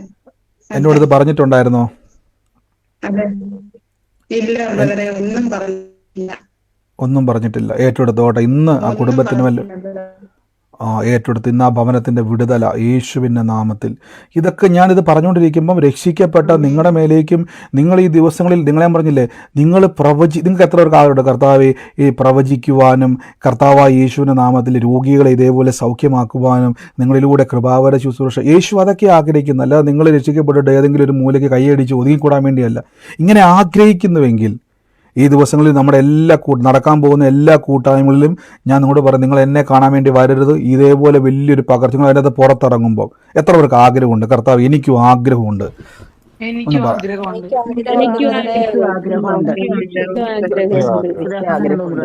സഹോദരി കൈയടിച്ച് പാട്ട് പാടാൻ ലോകത്തിൽ എല്ലാവർക്കും പറ്റും. ഈ ദിവസങ്ങളിൽ ഞാൻ പറഞ്ഞു, യേശുവിനെ അറിഞ്ഞ വ്യക്തി, നിങ്ങൾ നാട്ടുകാരുടെ ഇടയിൽ, വീട്ടുകാരുടെ ഇടയിൽ, കല്യാണ വീടുകളിൽ എവിടെ പോയാലും ഇതേപോലെ പ്രാർത്ഥിച്ച് അനേകരെ വിടുവിക്കുന്നവരാക്കി മാറ്റുന്ന ശുശ്രൂഷയാണ് ദൈവം നമുക്ക് ഈ കൂട്ടായ്മയുടെ തന്നിരിക്കുന്നത്. ഞാൻ പറഞ്ഞാൽ ഈ കൂട്ടായ്മയെ ദൈവം, നിങ്ങൾ ശ്രദ്ധിച്ചിട്ടുണ്ടോ? നിങ്ങൾ, എനിക്കറിയാം പല കൂട്ടായ്മയിലും പോയ ആൾക്കാർ ഇവിടെ കാണുമായിരിക്കും, യൂട്യൂബിൽ പഴം വെച്ച്, അവിടെ എല്ലാം നിങ്ങൾ ശ്രദ്ധിച്ചത് എന്താ നിങ്ങളുടെ വ്യത്യാസം തോന്നിയത്? ഇതിൻ്റെ അകത്തുള്ള വ്യത്യാസം നിങ്ങൾ നോക്കിയാൽ ഒരാളെ കർത്താവ് ഇതിൻ്റെ അകത്തുനിന്ന് വളർത്തിയെടുക്കുകയാണ്. നിങ്ങൾ ശ്രദ്ധിച്ചിട്ടുണ്ടോ? നിങ്ങൾ വന്നപ്പം വലിയ പ്രാർത്ഥനാ വിഷയമായിട്ട് വന്നവർ ഇപ്പം അനേകർക്ക് വേണ്ടി പ്രാർത്ഥിച്ച് അനേകരെ സൗഖ്യമാക്കിയവർ, അനേകരോട് പ്രവചിച്ചവർ, അനേകരുടെ ജീവിതത്തിൽ യേശുവിനെ ഉയർത്തി ഒത്തിരി സാക്ഷ്യം നമ്മൾ കേട്ടുകൊണ്ട്. ഇന്നലെയും കഴിഞ്ഞ ദിവസം കേട്ടില്ല, ഒരു സഹോദരി ഒരു വ്യക്തിക്ക് വേണ്ടി പ്രാർത്ഥിച്ചു, രോഗക്കിടക്കയിൽ ഹോസ്പിറ്റലിൽ ചെന്നവർക്ക് വേണ്ടി പ്രാർത്ഥിച്ചു, അവരെ വിടുവിച്ചു. അതിൻ്റെ അർത്ഥം നിങ്ങൾക്ക് മനസ്സിലായി, ദൈവം നിങ്ങളെല്ലാവരെയും ഒരുക്കിയെടുക്കുക. ഹല്ലേലൂയ. നിങ്ങളെല്ലാവരും ഒരുക്കിയെടുക്കുക. കഴിഞ്ഞ ദിവസം ഒത്തിരി ആൾക്കാർ, ബ്രദറെ എനിക്കിപ്പം ആത്മീയ കണ്ണ് തുറന്നിട്ട് പല കാഴ്ചകൾ ഞാൻ കാണുകയാണ്, ചിലരുടെ ഭാവിയിൽ നടക്കാൻ പോകുന്ന കാര്യങ്ങളെ കർത്താവ് എനിക്ക് വെളിപ്പെടുത്തുകയാണ്. ഇപ്പം ഞാൻ നിങ്ങളുടെ ഇടയ്ക്ക് ചോദിക്കത്തില്ല, എന്നോട് ഇത് പറഞ്ഞിട്ടുണ്ടോ, ഞാൻ എടുത്തു വയ്ക്കാൻ കാര്യം എന്നറിയാവോ? നിങ്ങളെ വ്യക്തിപരമായ പല കാര്യങ്ങളും കർത്താവ് വെളിപ്പെടുത്തുന്നത് പ്രവചനാത്മാവിലൂടെയാണ്. ഈ പകർച്ചകൾ നിങ്ങളുടെ മേൽ സംഭവം, ഇതെല്ലാം രക്ഷിക്കപ്പെട്ട ദൈവമക്കളുടെ അവകാശമാണെന്ന് അറിഞ്ഞാൽ നിങ്ങൾ ഞെട്ടിയില്ലേ? ഇതിനുവേണ്ടി പ്രത്യേക കൃപയൊന്നുമില്ല, പ്രത്യേകം അതിനുവേണ്ടി പ്രാർത്ഥനയൊന്നുമില്ല. ഈ തിരിച്ചറിവിൽ നിങ്ങളൊന്ന് കയറി സ്റ്റെപ്പ് വെച്ചാൽ ഇതെല്ലാം ആക്റ്റീവ് ആകുക. ഓ, യേശുവിൻ്റെ നാമത്തിൽ എല്ലാവരും പ്രാർത്ഥിച്ചേ. പരിശുദ്ധാത്മാവിൻ്റെ വലിയ പ്രവൃത്തി in the name of Jesus.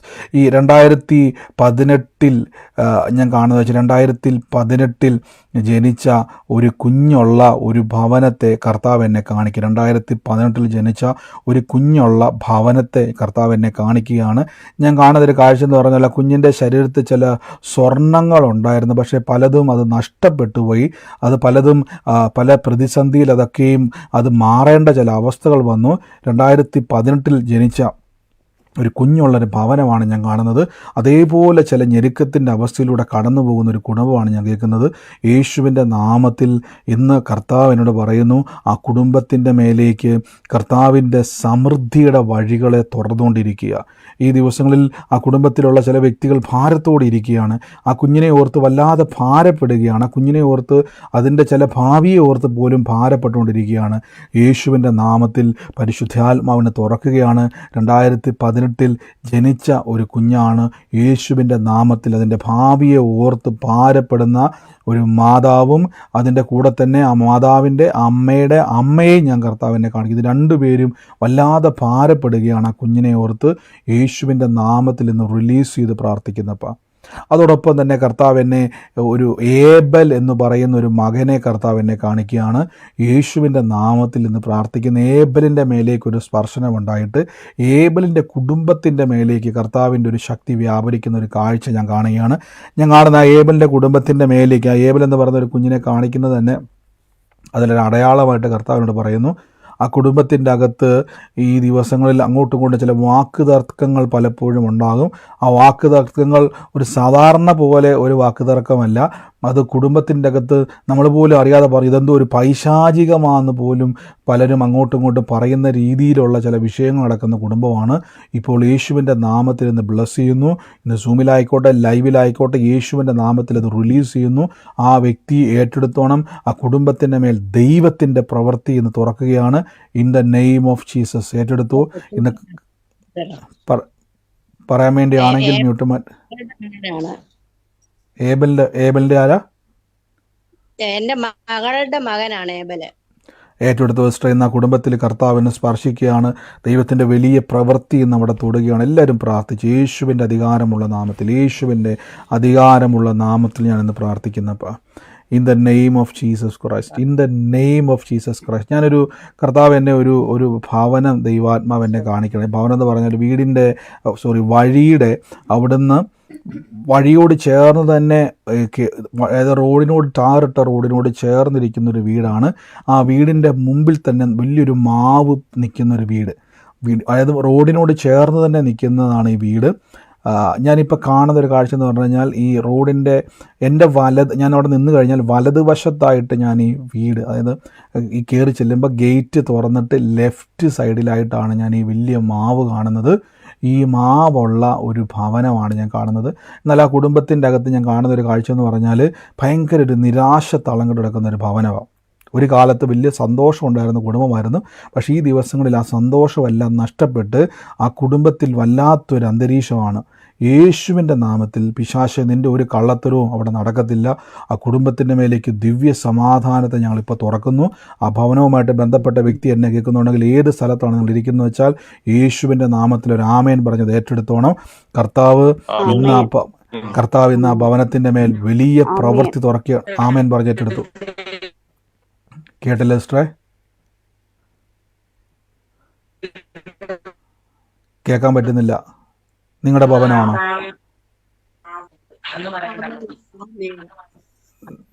നിങ്ങളുടെ ഭവനമാണോ അത്? നിങ്ങൾ മ്യൂട്ട് ഒരുമിച്ച് മാറ്റും. എന്നെ സംഭവിക്കുന്നത് വെച്ചാൽ പറയാൻ വരുന്നവർക്ക് അത് കിട്ടത്തില്ല, അത് ക്ലിയർ ആകാതെ വരും. യേശുവിൻ്റെ നാമത്തിൽ സിസ്റ്റർ അത് ഏറ്റെടുത്തോണം. കർത്താവ് അത് സാക്ഷ്യമാക്കി മാറ്റുകയാണ്. In the name of Jesus Christ. ഞാനൊരു വ്യക്തിക്ക് വേണ്ടി പ്രാർത്ഥിക്കുമ്പോൾ ദൈവാത്മ പറയുകയാണ്. ഒരു ശാന്തമ്മ എന്ന് പറയുന്ന ഒരു വ്യക്തിയെ ഞാൻ കാണിക്കുകയാണ്. ഞാൻ കാണേണ്ട കാഴ്ച എന്ന് പറഞ്ഞാൽ അധികം ശരീര വലിപ്പമില്ലാത്തൊരു, ഒത്തിരി മെലിഞ്ഞതുമല്ലാത്ത ഒരു ആളെയാണ് ഞാൻ കാണുന്നത്. ഞാൻ പ്രാർത്ഥിക്കുമ്പോൾ എല്ലാം ഈ വ്യക്തിയുടെ പേര് കാണുന്നുണ്ടെങ്കിലും ഈ വ്യക്തി എൻ്റെ മുമ്പിൽ വ്യക്തമല്ല. ആ വ്യക്തിയുടെ എനിക്ക് പേര് മാത്രമാണ്. എന്നാൽ ആ ശാന്തമ്മയല്ല അവിടെ ഫോക്കസ് ചെയ്യുന്നത്. ശാന്തമ്മയുടെ ജീവിതത്തെ ഞാൻ കാണുന്നു. ആ ശാന്തമ്മയുടെ കുടുംബത്തിൻ്റെ മേൽ ഞാൻ ഈ ശാന്തമ്മ വിരൽ ചൂണ്ടി എന്നെ ഒരു കാഴ്ച പോലെ കാണിക്കുകയാണ്. ഞാൻ കാണുന്നൊരു കാഴ്ച എന്ന് പറഞ്ഞാൽ ഒരു 10 സെൻറ്റ് ഒരു സ്ഥലം എന്നെ ഇങ്ങനെ ചൂണ്ടിക്കാണിച്ചുകൊണ്ടിരിക്കുകയാണ്. ആ സ്ഥലത്തിൻ്റെ അകത്ത് ഞാൻ കാണുന്ന ഒരു കാഴ്ച എന്ന് പറഞ്ഞാൽ ആ മണ്ണെ ചൊല്ലിയിട്ടുള്ള ചില വാദങ്ങൾ ഇങ്ങനെ നിൽക്കുന്നതായിട്ട് എന്നെ കാണിച്ചുകൊണ്ടിരിക്കുകയാണ്. ചില അവകാശവാദങ്ങൾ ഇങ്ങനെ പൊങ്ങി നിൽക്കുന്നത് കാണിക്കുവാണ്. എന്നാൽ ഇന്ന് അതുമായിട്ട് ബന്ധപ്പെട്ട് ഒത്തിരി കണ്ണുനീര് വീണിട്ടേക്കുന്ന ഒരു സ്ഥലമാണ് ഞാൻ കാണുന്നൊരു കാഴ്ച എന്ന് പറഞ്ഞാൽ. ഇപ്പോൾ യേശുവിൻ്റെ നാമത്തിൽ ആ മണ്ണുമായി ബന്ധപ്പെട്ട് എത്ര ആ കുടുംബത്തിൻ്റെ അകത്ത് എത്ര നിങ്ങൾ ഓടിയെടുത്താലും നന്മയുണ്ടാകുന്നില്ല. എപ്പോഴും ആ വീടിൻ്റെ അകത്ത് കരച്ചിലും പല്ലുകടിയും നിരാശയും മാത്രം ഉണ്ടാകുന്നത്. എപ്പോഴും അതിൻ്റെ അകത്ത് ചേർച്ചയില്ലാതെ, സ്വരച്ചേർച്ചയില്ലാത്ത പ്രശ്നങ്ങൾ നടന്നുകൊണ്ടിരിക്കുന്ന ഒരു ഭവനമാണ് ഞാൻ ഇന്ന് കാണിക്കുമ്പോൾ. ഈ വ്യക്തിയുമായി ബന്ധപ്പെട്ടിട്ടൊരു അഡ്രസ്സാണ് കർത്താവ് എന്നെ കാണിക്കുന്നത്. സകല അവകാശവാദങ്ങളും യേശുവിൻ്റെ നാമത്തിൽ ബ്രേക്ക് ആവുന്നു. ഇന്ന് എന്നെ കേൾക്കുന്ന വ്യക്തി ഏറ്റെടുത്തോണം, ആമേൻ പറഞ്ഞ് അത് ഉറപ്പിച്ചോണം. ആ കുടുംബത്തിൻ്റെ യേശുവിൻ്റെ അതാരും ഇപ്പം മെസ്സേജ് അയച്ചേക്കുന്നത് അതാരാന്ന് വെച്ച് ഏറ്റെടുത്തോണം. കർത്താവ് ഇന്ന് ആ കുടുംബത്തിൻ്റെ മേൽ ഇന്ന് നിങ്ങളത് ഇങ്ങനെ മെസ്സേജ് അയക്കുക. അത് ആരാന്ന് വെച്ചാൽ നിങ്ങളത് ഏറ്റെടുത്തു. 2018 ജനിച്ച ആരായിരുന്നു? എന്റെ രണ്ടാമത്തെ മോളെ മോൻ. അത് ഏറ്റെടുത്ത കേട്ടോ. കർത്താവ് ഇന്ന് തൊടുക. ആ കുടുംബത്തെ കർത്താവ് സ്പർശിച്ചു കേട്ടോ. അവരുടെ കുടുംബത്തിന്റെ അവസ്ഥ. എന്റെ മോളുടെ കുട്ടി 2018 അതാ പറഞ്ഞ ഒരേ ആലോചന ദൈവം അതേപോലെ ഇടപെട്ടുണ്ടെങ്കിൽ ഏറ്റെടുത്തോണം. ഞാൻ ഇപ്പോൾ പറഞ്ഞ ആലോചനയായിട്ട് ബന്ധപ്പെട്ട ഒരാൾ ഇപ്പോൾ മെസ്സേജ് അയച്ചു. ഞാൻ മെസ്സേജ് അയക്കുമല്ലോ, നിങ്ങൾ ഉണ്ടെങ്കിൽ നിങ്ങളത് മ്യൂട്ട് മാറ്റി പറയണം. ഈ മെസ്സേജ് അയച്ചാൽ കുഴപ്പമെന്ന് വെച്ച് കഴിഞ്ഞാൽ ശാന്താന്ന് പറയുന്നവര് 10 സെന്റ് സ്ഥലത്തിന് നാളെ എന്റെ ഞാൻ വക്കീല, അവരുടെ കേസ് നാളെ ഉണ്ട്. നാളെ അവരുടെ വസ്തു അളക്കാനായിട്ട് പോവുക. ഈ പറഞ്ഞ പോലെ എല്ലാ അടയാളങ്ങളും അവർക്കുള്ളതാണ്. ഓ സ്വോത്രം. എന്നോട് ഇത് വല്ലതും പറഞ്ഞിട്ടുണ്ടോ? ഇല്ല. ഓ സ്വോത്രം. നാളെ അളക്കാൻ പോവും അല്ലേ? നാളെ വസ്തു അളക്കാൻ പോവാ. ശാന്താന്ന് അവരുടെ ഈ പറഞ്ഞ 10 സെന്റ് സ്ഥലമാ അത് അല്ലേ? അതെ. ഒത്തിരി വിഷമത്തിലാണ്.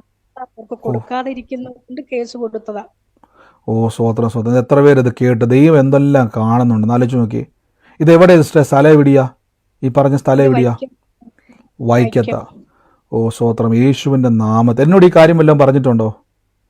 ഇല്ല. ഇത് കേസ് എന്റെ ഒരു കക്ഷി ആയതുകൊണ്ട് ഞാൻ പറയേണ്ട കാര്യമില്ലായിരുന്നല്ലോ. സ്വോത്രം. കർത്താവ് ഇന്ന് പ്രവർത്തിക്കുക യേശുവിൻ്റെ നാമത്തിലപ്പാ. ഇന്ന് വലിയ പ്രവൃത്തികൾ, ഇന്ന് അത്ഭുതമാകും. ഈ സമയത്ത് രോഗികളായി ഭാരപ്പെടും നിങ്ങൾ പറഞ്ഞു എൻ്റെ കൈയാണ് സൗഖ്യം. ഇന്ന് രോഗിയായി കിടക്കാൻ പറ്റത്തില്ലെന്ന് നിങ്ങളോട് തന്നെ പറ. എനിക്ക് രോഗിയായി കിടക്കാൻ പറ്റത്തില്ലെന്ന് പറ. എനിക്ക് കണ്ട ആശുപത്രിയിലോടെല്ലാം കയറി നടക്കാൻ പറ്റത്തില്ല. കണ്ട മരുന്നും കിട്ടുന്ന കാശ് മൊത്തവും കൊണ്ടുവന്ന് മരുന്ന് മേടിച്ച് കളയാൻ എൻ്റെ കാശില്ല, കളയത്തുമില്ല. എൻ്റെ അധ്വാനം ഞാൻ തന്നെ ഭക്ഷിക്കും, എൻ്റെ തലമുറ അത് അനുഭവിക്കും, ഞാൻ അനേകർക്ക് കൊടുക്കുന്നവരായി തീരുമെന്ന് പറഞ്ഞത് ക്ലെയിം ചെയ്ത് ഏറ്റെടുത്ത് യേശുവിൻ്റെ നാമത്തിൽ പറ. ആ രോഗശക്തിയെ വീട്ടിൽ നിന്ന് പുറത്താക്കുക. രോഗാത്മാക്കളെ യേശുവിൻ്റെ നിങ്ങൾക്കാണ് പവറുള്ളത്. അതാണ് ഞാൻ പറഞ്ഞത്, നിങ്ങൾക്കാണ് പവറുള്ളത്. രക്ഷിക്കപ്പെട്ട ദൈവവൈദ്യരെ നിങ്ങൾക്ക് പറ്റിയില്ല, പിന്നെ ലോകത്തിൽ ആർക്കും പറ്റത്തില്ല. അറിയാവോ? ഇനി വരും ദിവസങ്ങളിൽ ഒറ്റ പ്രാർത്ഥന മിസ്സാക്കരുത്. ഞാൻ ഒരുമിച്ച് പ്രാർത്ഥിക്കാൻ വേണ്ടി പോവാണ്. സമയപരിമിതിയുണ്ട്. എനിക്കിത് എപ്പോഴും പറഞ്ഞുകൊണ്ട് ഞാൻ ആ വാക്ക് ക്യാൻസൽ ചെയ്യുകയാണ്. നമുക്ക് പരിമിതി ഇല്ലാതെ കർത്താവ് നമ്മളെ മുന്നോട്ട് കൊണ്ടുപോകും. നന്ദി കർത്താവേ. എൻ്റെ കൂടെ ഇന്ന് പ്രാർത്ഥിച്ച രോഗികളായി ഭാരപ്പെടുന്നവർ, ദൈവം ഇടപെട്ട ആലോചനകൾ, ദൈവപ്രവർത്തികൾ, ഓ യേശുവേ, ഞാൻ പീറ്റർ എന്ന് പറയുന്ന ഒരു സഹോദരനുള്ള ഒരു കുടുംബത്തെ കർത്താവ് എന്നെ കാണിക്കുകയാണ്. ഞാൻ പീറ്ററിൻ്റെ മോനെ കാണുന്നത് നല്ല ഹൈറ്റുള്ളൊരു ചെറുപ്പക്കാരനാണ്. ഹൈറ്റ് എന്ന് വെച്ചാൽ മെലിഞ്ഞ ഒരു വ്യക്തിയാണ്. ഹൈറ്റുള്ള ഒരു മകനായിട്ടാണ് ഞാൻ കാണുന്നത്. കണ്ണാടി വെച്ചേക്കുന്ന ഒരു മകനെയാണ് ഞാൻ കാണുന്നത്. ആ മകന് വേണ്ടി വേഗത്തിൽ ആ കുടുംബത്തിന് വേണ്ടി പ്രാർത്ഥിക്കാൻ കർത്താവിന് പറയുകയാണ്. വലിയൊരു അനർത്ഥം ആ കുടുംബത്തിൽ നിന്ന് വിട്ടൊഴിയുന്നു. ആ വ്യക്തിയുമായി ബന്ധപ്പെട്ടയാൾ ഇപ്പം തന്നെ ഏറ്റെടുത്ത യേശുവിൻ്റെ നാമത്തിൽ ആ കുടുംബത്തിൻ്റെ മേൽ നിന്നും അനർത്ഥം വിട്ടൊഴിയുന്നു. ദൈവമക്കൾ ദൈവസന്നിധിയിൽ കൂടി വരുമ്പോൾ ചെറുതല്ല കേട്ടോ. നിങ്ങളിവിടെ പ്രാർത്ഥിക്കുമ്പോൾ നിങ്ങളുടെ കുടുംബത്തിൽ വിടുതലാണ്. യേശുവിൻ്റെ നാമത്തിൽ അത് റിലീസ് ചെയ്യുന്നപ്പോൾ അനർത്ഥം വിട്ടൊഴിയട്ടെ. കുടുംബത്തിൻ്റെ മേൽ ദൈവശക്തിയുടെ വ്യാപാരം ഉണ്ടാകട്ടെ. In the name of Jesus Christ അത്ഭുതകരമായ വിടുതലുകളെ സംഭവിക്കുന്ന നന്ദി പറയുന്നപ്പോൾ റിലീസ് ചെയ്ത് പ്രാർത്ഥിക്കുന്നപ്പോൾ രോഗത്താൽ ഭാരപ്പെടുന്നതിൽ കൈവച്ച് യേശുവിൻ്റെ നാമത്തിൽ കൈവച്ച് നിങ്ങൾക്ക് ഇവിടുന്ന് വിട്ടൊഴിയാൻ നിങ്ങൾ സൗഖ്യമാക്കിയേ പറ്റത്തുള്ളൂ. നിങ്ങൾ യേശുവിനെ വിശ്വസിച്ച വ്യക്തിയാണ്. പെരക്കകത്ത് കയറിയിരിക്കാൻ പറ്റത്തില്ലെന്ന് കർത്താവ് നമുക്ക് വേണ്ടി ആ ഗോൽഗോത്തയിലേക്ക് വന്ന വരവെന്ന് ആലോചിച്ച് നോക്കി.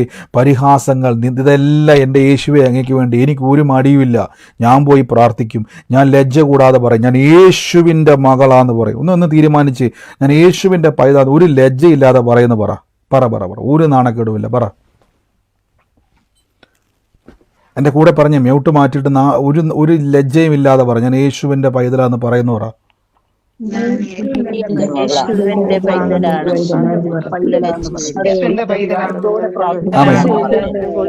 ആമേൻ. കർത്താവ് അനുഗ്രഹിക്കട്ടെ. ഞാനിപ്പോൾ ഒരു വാക്കൊന്ന് കർത്താവിന്റെ വേലയിൽ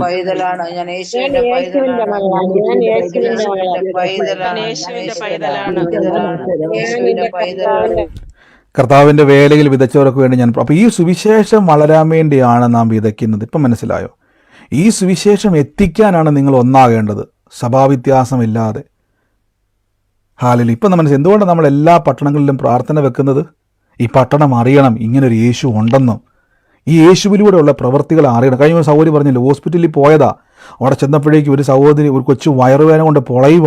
അവിടെ ചെന്ന് കൈവച്ച് പ്രാർത്ഥിച്ചു. ഇന്നലെ നമ്മൾ കേട്ടില്ല സാക്ഷ്യം, ആ മകൾ സൗഖ്യമായി. അങ്ങനെ എത്രയോ സാക്ഷ്യം നമ്മൾ കേട്ടു. കഴിഞ്ഞ ദിവസം വീട്ടിൽ ജോലിക്ക് വന്ന ഒരു സഹോദരി, അവർക്ക് വേണ്ടി പ്രാർത്ഥിച്ചു. 6 മാസം കിടപ്പിലായിട്ട് അയൽവക്കത്തെ സഹോദരിക്ക് വേണ്ടി പ്രാർത്ഥിച്ചു. അവർ എണീറ്റിരുന്നു. യേശുവിൻ്റെ സാക്ഷ്യം, എത്രയോ സാക്ഷ്യം നമ്മൾ കേട്ടു. ഇതൊക്കെ ആരാ ചെയ്യേണ്ടത്? നിങ്ങളെപ്പോഴും നിങ്ങളുടെ നാട്ടിലെ നിങ്ങളുടെ അയൽവക്കത്ത് വന്ന് ബ്രദർ എല്ലാ ദിവസവും പ്രാർത്ഥിക്കത്തില്ല. നിങ്ങളെ യേശു അഭിഷേകം ചെയ്തിരിക്കുന്നു. അപ്പോൾ നമ്മൾ ഈ നടക്കാൻ പോകുന്ന പട്ടണത്തിലെ മീറ്റിംഗ് ഇപ്പം നിങ്ങൾക്ക് മനസ്സിലായി എന്തുകൊണ്ട് ഇതെല്ലാം ക്രമീകരിക്കുന്ന. ഓരോ പട്ടണത്തിലും നിങ്ങൾ വന്ന് കൂടണം. എന്നിട്ട് എന്ത് ചെയ്യണം? ആ എറണാകുളത്താണായിക്കോട്ടെ, നടക്കാൻ പോകുന്ന ഏത് ജില്ലയിലും ഏത് രാജ്യത്തും ആയിക്കോട്ടെ, ആ രാജ്യം യേശു എൻ്റെ കയ്യിൽ തന്നിരിക്കുകയാണ്, എന്നിലൂടെ നടക്കും. അങ്ങനെ നിങ്ങൾ പറഞ്ഞു. ഞാൻ ഉറപ്പായിട്ടും പറയുന്നു, ഇങ്ങനെ നിങ്ങളൊന്ന് സ്റ്റെപ്പ് വെച്ചാൽ നിങ്ങളൊന്ന് ഒരു നിമിഷം ഒന്ന് കണ്ണടച്ച് കർത്താവിൻ്റെ വേലയിൽ വിതച്ചവരെ ഒന്ന് പ്രാർത്ഥിക്കാൻ വേണ്ടി. ഇനി മുന്നോട്ട് വിതയ്ക്കുന്നവർക്ക് സ്ക്രീനിൽ കാണാൻ പറ്റും, നിങ്ങൾക്ക് വിതയ്ക്കാൻ പറ്റും. സ്ക്രീൻഷോട്ട് എടുത്ത് നിങ്ങൾക്ക് വേണം അത് എന്ത് ചെയ്യാൻ പറ്റും, ഉപയോഗിക്കാൻ പറ്റും. വിതച്ചവർക്കായിട്ട് നന്ദി പറയുന്നു. അവർ അധ്വാനത്തിൽ നിന്നും അനുഗ്രഹിക്കപ്പെടാൻ വേണ്ടിയല്ല, അനുഗ്രഹം കിട്ടിയതുകൊണ്ട് വിതച്ചിരിക്കുക. ഇനി വാരി വിതറി കൊടുക്കും, നന്മ കൊണ്ട് നിറയും. എങ്ങനെ വേണം? യേശു അത് ക്ലെയിം ചെയ്തോട്ടെ. വരും ദിവസങ്ങളിൽ നിങ്ങൾ കണ്ടോണം. നിങ്ങൾ അനേകരെ കണ്ണടച്ച് നിങ്ങൾ കണ്ടു നോക്കിയേ, നിങ്ങളിലൂടെ അനേക തളർന്നു കിടക്കുന്ന രോഗികൾ എണീക്കാൻ വേണ്ടി പോവുക. യേശു ഒരു വാക്ക് പറഞ്ഞു, നിങ്ങൾ പോയി രോഗികളെ സൗഖ്യമാക്കും. മുടന്തൻ തുള്ളും, ചെകിട് കേൾക്കും. ഒന്ന് കണ്ടു നോക്കിയേ, ഇതുവരെ സംസാരിക്കാത്തവൻ നിങ്ങൾ കൈവച്ച് പ്രാർത്ഥിക്കുമ്പോൾ സംസാരിക്കുന്നത്. യേശു ഇതിനു വേണ്ടിയാണ് യേശു നിങ്ങളെ രക്ഷയിലേക്ക് കൊണ്ടുവന്നിരിക്കുന്നത്. അല്ലാതെ നിങ്ങൾ കൈയടിച്ച് പാട്ടും പാടി നാട്ടുകാർക്ക് ശല്യമാകാൻ വേണ്ടിയല്ല. പിന്നെ ഞാനൊരു കാര്യം പറയാം, വെറുതെ ഈ പാട്ടൊക്കെ പാടുമ്പോൾ ശ്രദ്ധിക്കണം. നിങ്ങൾ ഒത്തിരി ബഹളം വെച്ച് നാട്ടുകാർക്ക് ശല്യം ഉണ്ടാക്കരുത് കേട്ടോ. കഴിവതും നിങ്ങൾ എന്ത് ചെയ്യണം, അങ്ങനെ നിങ്ങൾ ഒറ്റയ്ക്ക് പ്രാർത്ഥിക്കണമെങ്കിൽ, അങ്ങനെ ഉച്ചത്തിൽ ആരാധിക്കണമെങ്കിൽ നിങ്ങൾ പേഴ്സണലായിട്ട് അതുപോലെ മുറിയൊക്കെ എടുത്ത് പ്രാർത്ഥിക്കണം. എന്നിട്ട് അവർക്ക് വേണ്ടി പ്രാർത്ഥിക്കണം. അവരുടെ വീടുകളിൽ പോയി പ്രാർത്ഥിക്കും. ഒന്ന് പ്രാർത്ഥിച്ച് ഒന്നും കണ്ടില്ലെങ്കിൽ നിർത്തരുത്, പിന്നെയും പോയി പ്രാർത്ഥിക്കുന്നേ. ഞാനൊക്കെ പറഞ്ഞാൽ ആദ്യമൊക്കെ പ്രാർത്ഥിക്കുമ്പോൾ ഒന്നും കണ്ടില്ല, പക്ഷേ പിന്നെയും പ്രാർത്ഥിച്ചുകൊണ്ടിരുന്നു. സൗഖ്യം കാണുന്നവരെ പ്രാർത്ഥിച്ചുകൊണ്ടിരുന്നു. എനിക്കറിയാം എൻ്റെ മേൽ ദൈവം അത് ചെയ്തിട്ടുണ്ട്. കർത്താവ് വിതച്ചവർക്ക് വേണ്ടി പ്രാർത്ഥിക്കുന്നു. ഈ ദിവസങ്ങളിൽ അവർ അധ്വാനത്തിൽ നിന്ന് കർത്താവിൻ്റെ വേലയിൽ വരാൻ പോകുന്ന സകല ലോകം ഇങ്ങനെ പറഞ്ഞ് ലോകം മുഴുവനും നടക്കുന്ന പ്രാർത്ഥന. അങ്ങനെ എൻ്റെ കൂടെ എന്ന് പറഞ്ഞ് ഇട്ടാവട്ടം നടക്കുന്ന പരിപാടിയല്ല. ലോകം മുഴുവനും കർത്താവ് പറഞ്ഞ് നിങ്ങൾ പോയി എൻ്റെ സുവിശേഷം അറിയിക്കണം. നമ്മൾ ഒരുമിച്ചാണ്. നമ്മുടെ പ്രാർത്ഥനയ്ക്ക് ഈ കേരളത്തിൽ നടക്കുന്ന പ്രാർത്ഥനയിൽ വരുന്നവർ നിങ്ങളെല്ലാവരെയും കൊണ്ട് ഞാൻ പ്രാർത്ഥിപ്പിക്കും. നോക്കിക്കോ, എല്ലാവരെയും കൊണ്ട് കൈവപ്പിച്ച് രോഗികൾക്ക് വേണ്ടി പ്രാർത്ഥിപ്പിക്കും. നിങ്ങൾ കണ്ടോ, നിങ്ങളുടെ കരത്തിലൂടെ രോഗികൾ സൗഖ്യമാകുന്നത് കാണാൻ വേണ്ടി പോവുക. നിങ്ങൾ പ്രവചിക്കാൻ വേണ്ടി പോവുക. ഹൃദയ രഹസ്യങ്ങൾ വെളിപ്പെട്ട്, ഇപ്പം നിങ്ങൾ നമ്മുടെ മീറ്റിംഗ് കണ്ടില്ല, സൗകര്യം പറഞ്ഞില്ലേ, നടക്കാൻ പോകുന്ന കാര്യങ്ങൾ മുൻകൂട്ടി പ്രവചിച്ച് യേശു ഉണ്ട്. ഇപ്പം ഇങ്ങനെ പറയുമ്പോൾ അത് ഒരുത്തരും തർക്കിക്കാൻ പറ്റത്തില്ല. ഞാൻ പറയാം, എൻ്റെ ജീവിതത്തിൽ ഞാൻ തന്നെ അതിശയിച്ചിട്ടുള്ള പലതരം നമ്മുടെ ഹൃദയത്തിൽ വ്യക്തിപരമായ അവരുടെ ഹൃദയത്തിലെ അവർ രഹസ്യങ്ങളെ പോലും ദൈവം വെളിപ്പെടുത്തും. നിങ്ങളിലൂടെ ആ കർത്താവ് ചെയ്യും. കർത്താവ് വിതച്ചവരെ ബ്ലസ് ചെയ്യുന്നു, ഇനി വിതയ്ക്കാൻ പോകുന്നവരെ ബ്ലസ് ചെയ്യുന്നു. അപ്പോൾ ഈ വരും ദിവസങ്ങളിൽ കർത്താവിൻ്റെ നാമത്തിൽ ഞാനിന്ന് പ്രാർത്ഥിച്ച് ബ്ലസ് ചെയ്യുന്നപ്പോൾ ഈ ദിവസങ്ങൾ ഒരുങ്ങിക്ക് വേണം. ബ്രദർ വന്ന് മീറ്റിംഗ് നടത്തുമല്ലോ, നിങ്ങളെല്ലാവരും അവിടെ കസേര ഇടാനും കർട്ടൻ വിരിക്കാനും എല്ലാം മുമ്പിൽ കാണണം. എന്തെല്ലാം കർത്താവ് അവിടെ വന്നിരിക്കുന്ന ഒരു വ്യക്തി എൻ്റെ യേശു എൻ്റെ കയ്യിൽ തന്നിരിക്കുന്നു, അവന് വേണ്ടി ഞാൻ എനിക്ക് ലജ്ജ കൂടാതെ ഞാൻ പ്രാർത്ഥിക്കും. ലജ്ജ കൂടാതെ നമ്മൾ ഇപ്പോൾ പ്ലാൻ ചെയ്തിരിക്കുന്ന മീറ്റിംഗ് കോട്ടയത്തും കൊല്ലത്തും എറണാകുളത്തുമാണ് നമ്മുടെ പ്രാർത്ഥന നടക്കാൻ വേണ്ടി പോകുന്നത്. പ്രാർത്ഥിക്കണം. ഇന്നു മുതൽ കർത്താവ് അവിടെ ആ പട്ടണം വിടുവിക്കപ്പെടണം. ആ ആത്മഹത്യയുടെ മുമ്പിൽ നിൽക്കുന്നവൻ രക്ഷപ്പെടണം. കടഭാരത്തും കൊണ്ട് തകർന്നിരിക്കുന്നവൻ ഞാൻ അനുഗ്രഹമായി തീരുന്നവൻ കാണണം. നിങ്ങൾ അവിടെ നിന്നുകൊണ്ട് കറങ്ങി നിൽക്കുന്നവരല്ല കേട്ടോ. അനേകരെ യേശുവിനെ നാമത്തിൽ ഞാൻ എണീപ്പിക്കാം. വീൽ ചെയറിൽ നിന്ന് രോഗികൾ എണീറ്റ് വരും. ഇതൊന്നും ഞാൻ വെറുതെ എൻ്റെ കണ്ണുകൊണ്ട് ഞാൻ കണ്ടതുകൊണ്ടും അനുഭവിച്ചുകൊണ്ട് ഞാൻ പറയും, ഇന്നും കാണുന്നുകൊണ്ട് പറഞ്ഞുകൊണ്ടിരിക്കുക. നിങ്ങളെ കർത്താവ് ഉപയോഗിക്കും. God bless you. കർത്താവ് അനുഗ്രഹിക്കട്ടെ. നമുക്ക് കർത്താവിൻ്റെ നാമത്തിൽ പിന്നെയും മുന്നോട്ട് പോകാം. ഈ സമയത്ത് ആർക്കെങ്കിലും പ്രാർത്ഥനാ വിഷയമല്ല, ഒരുമിച്ച് പ്രാർത്ഥിച്ചു കഴിഞ്ഞു. ബർത്ത്ഡേ ഉള്ളവരൊക്കെ വേണം ഒന്ന് പ്രാർത്ഥിക്കാൻ വേണ്ടിയിട്ട്. ബർത്ത്ഡേയും വെഡിങ് ആനിവേഴ്സറി ഒക്കെ ആയിക്കോട്ടെ, യേശുവിൻ്റെ നാമത്തിൽ ബ്ലെസ് ചെയ്യുന്നു. കർത്താവ് ഇന്ന് അവരെ അനുഗ്രഹിക്കുന്നുള്ള ദീർഘായുസാണ് നമ്മുടെ വാഗ്ദത്തം. ദിവ്യ ആരോഗ്യമാണ് വാഗ്ദത്തം. തലമുറകളുടെ അനുഗ്രഹമാണ് വാഗ്ദത്തം. കുടുംബജീവിതത്തിൽ സമാധാനം ഉണ്ടാകും. മദ്യപാനത്തിന് ദുരാത്മാക്കളൊക്കെ ഇറക്കി വിട്. നിങ്ങൾ കൽപ്പിച്ചാൽ പോയിരിക്കും. ഈ പ്രാർത്ഥന ഞാൻ ഉറപ്പിച്ച് പറഞ്ഞു, നിങ്ങൾ നിരന്തരം കേട്ടു നോക്കിയാൽ നിങ്ങൾ കുടുംബം അനുഗ്രഹമായി തീരും. ആമേൻ. God bless you. ഈ സമയത്ത് സാക്ഷ്യമുള്ളവരുണ്ടെങ്കിൽ പറയാം, വേഗത്തിൽ പറയണം, ചുരുക്കം വാക്കുകളിൽ പറയണം. നമ്മൾ തുടർമാനമായിട്ട് ഈ സ്നാനത്തിൻ്റെ ക്ലാസ് കേൾക്കുന്നു. യൂട്യൂബിലേക്ക് ഈ വീഡിയോ ഉണ്ട്, പിന്നെയും കേൾക്കണം. ഡൗട്ട് വരണം, സംശയം വരണം. സാക്ഷ്യം പറയുന്നതിന് മുമ്പ് സാക്ഷ്യം ഞാൻ ചോദിച്ചോട്ടെ, ഇതിന് 1-2 പേർക്ക് ഇനി എന്തെങ്കിലും ഒരു ഡൗട്ട് ഉണ്ടെങ്കിൽ ചോദിച്ചു. 1-2 പേർക്ക് പെട്ടെന്ന് ചോദിച്ചിട്ട് സാക്ഷ്യത്തിലേക്ക് പോവാം. ഡൗട്ടുള്ള ആരെങ്കിലും ഉണ്ടോ? പറഞ്ഞു.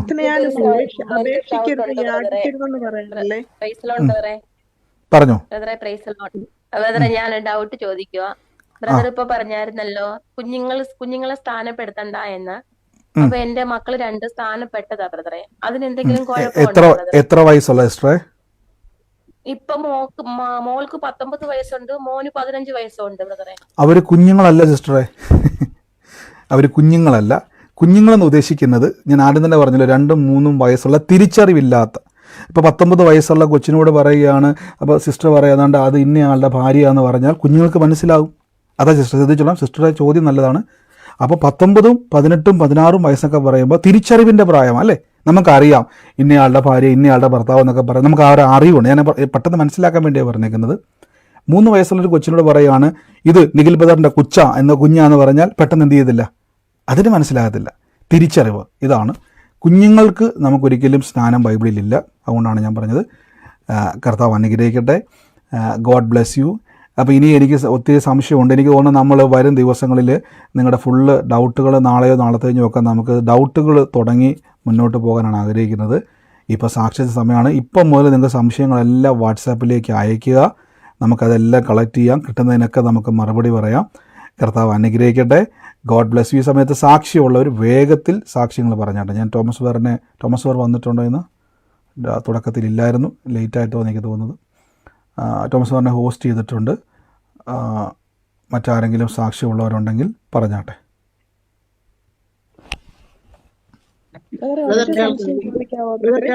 ചോദിച്ചോ.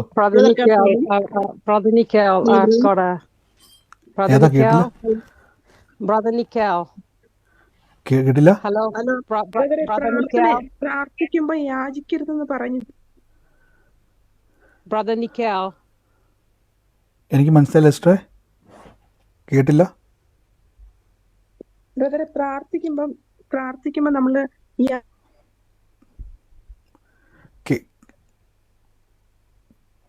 കേൾക്കാൻ പറ്റുന്നില്ല.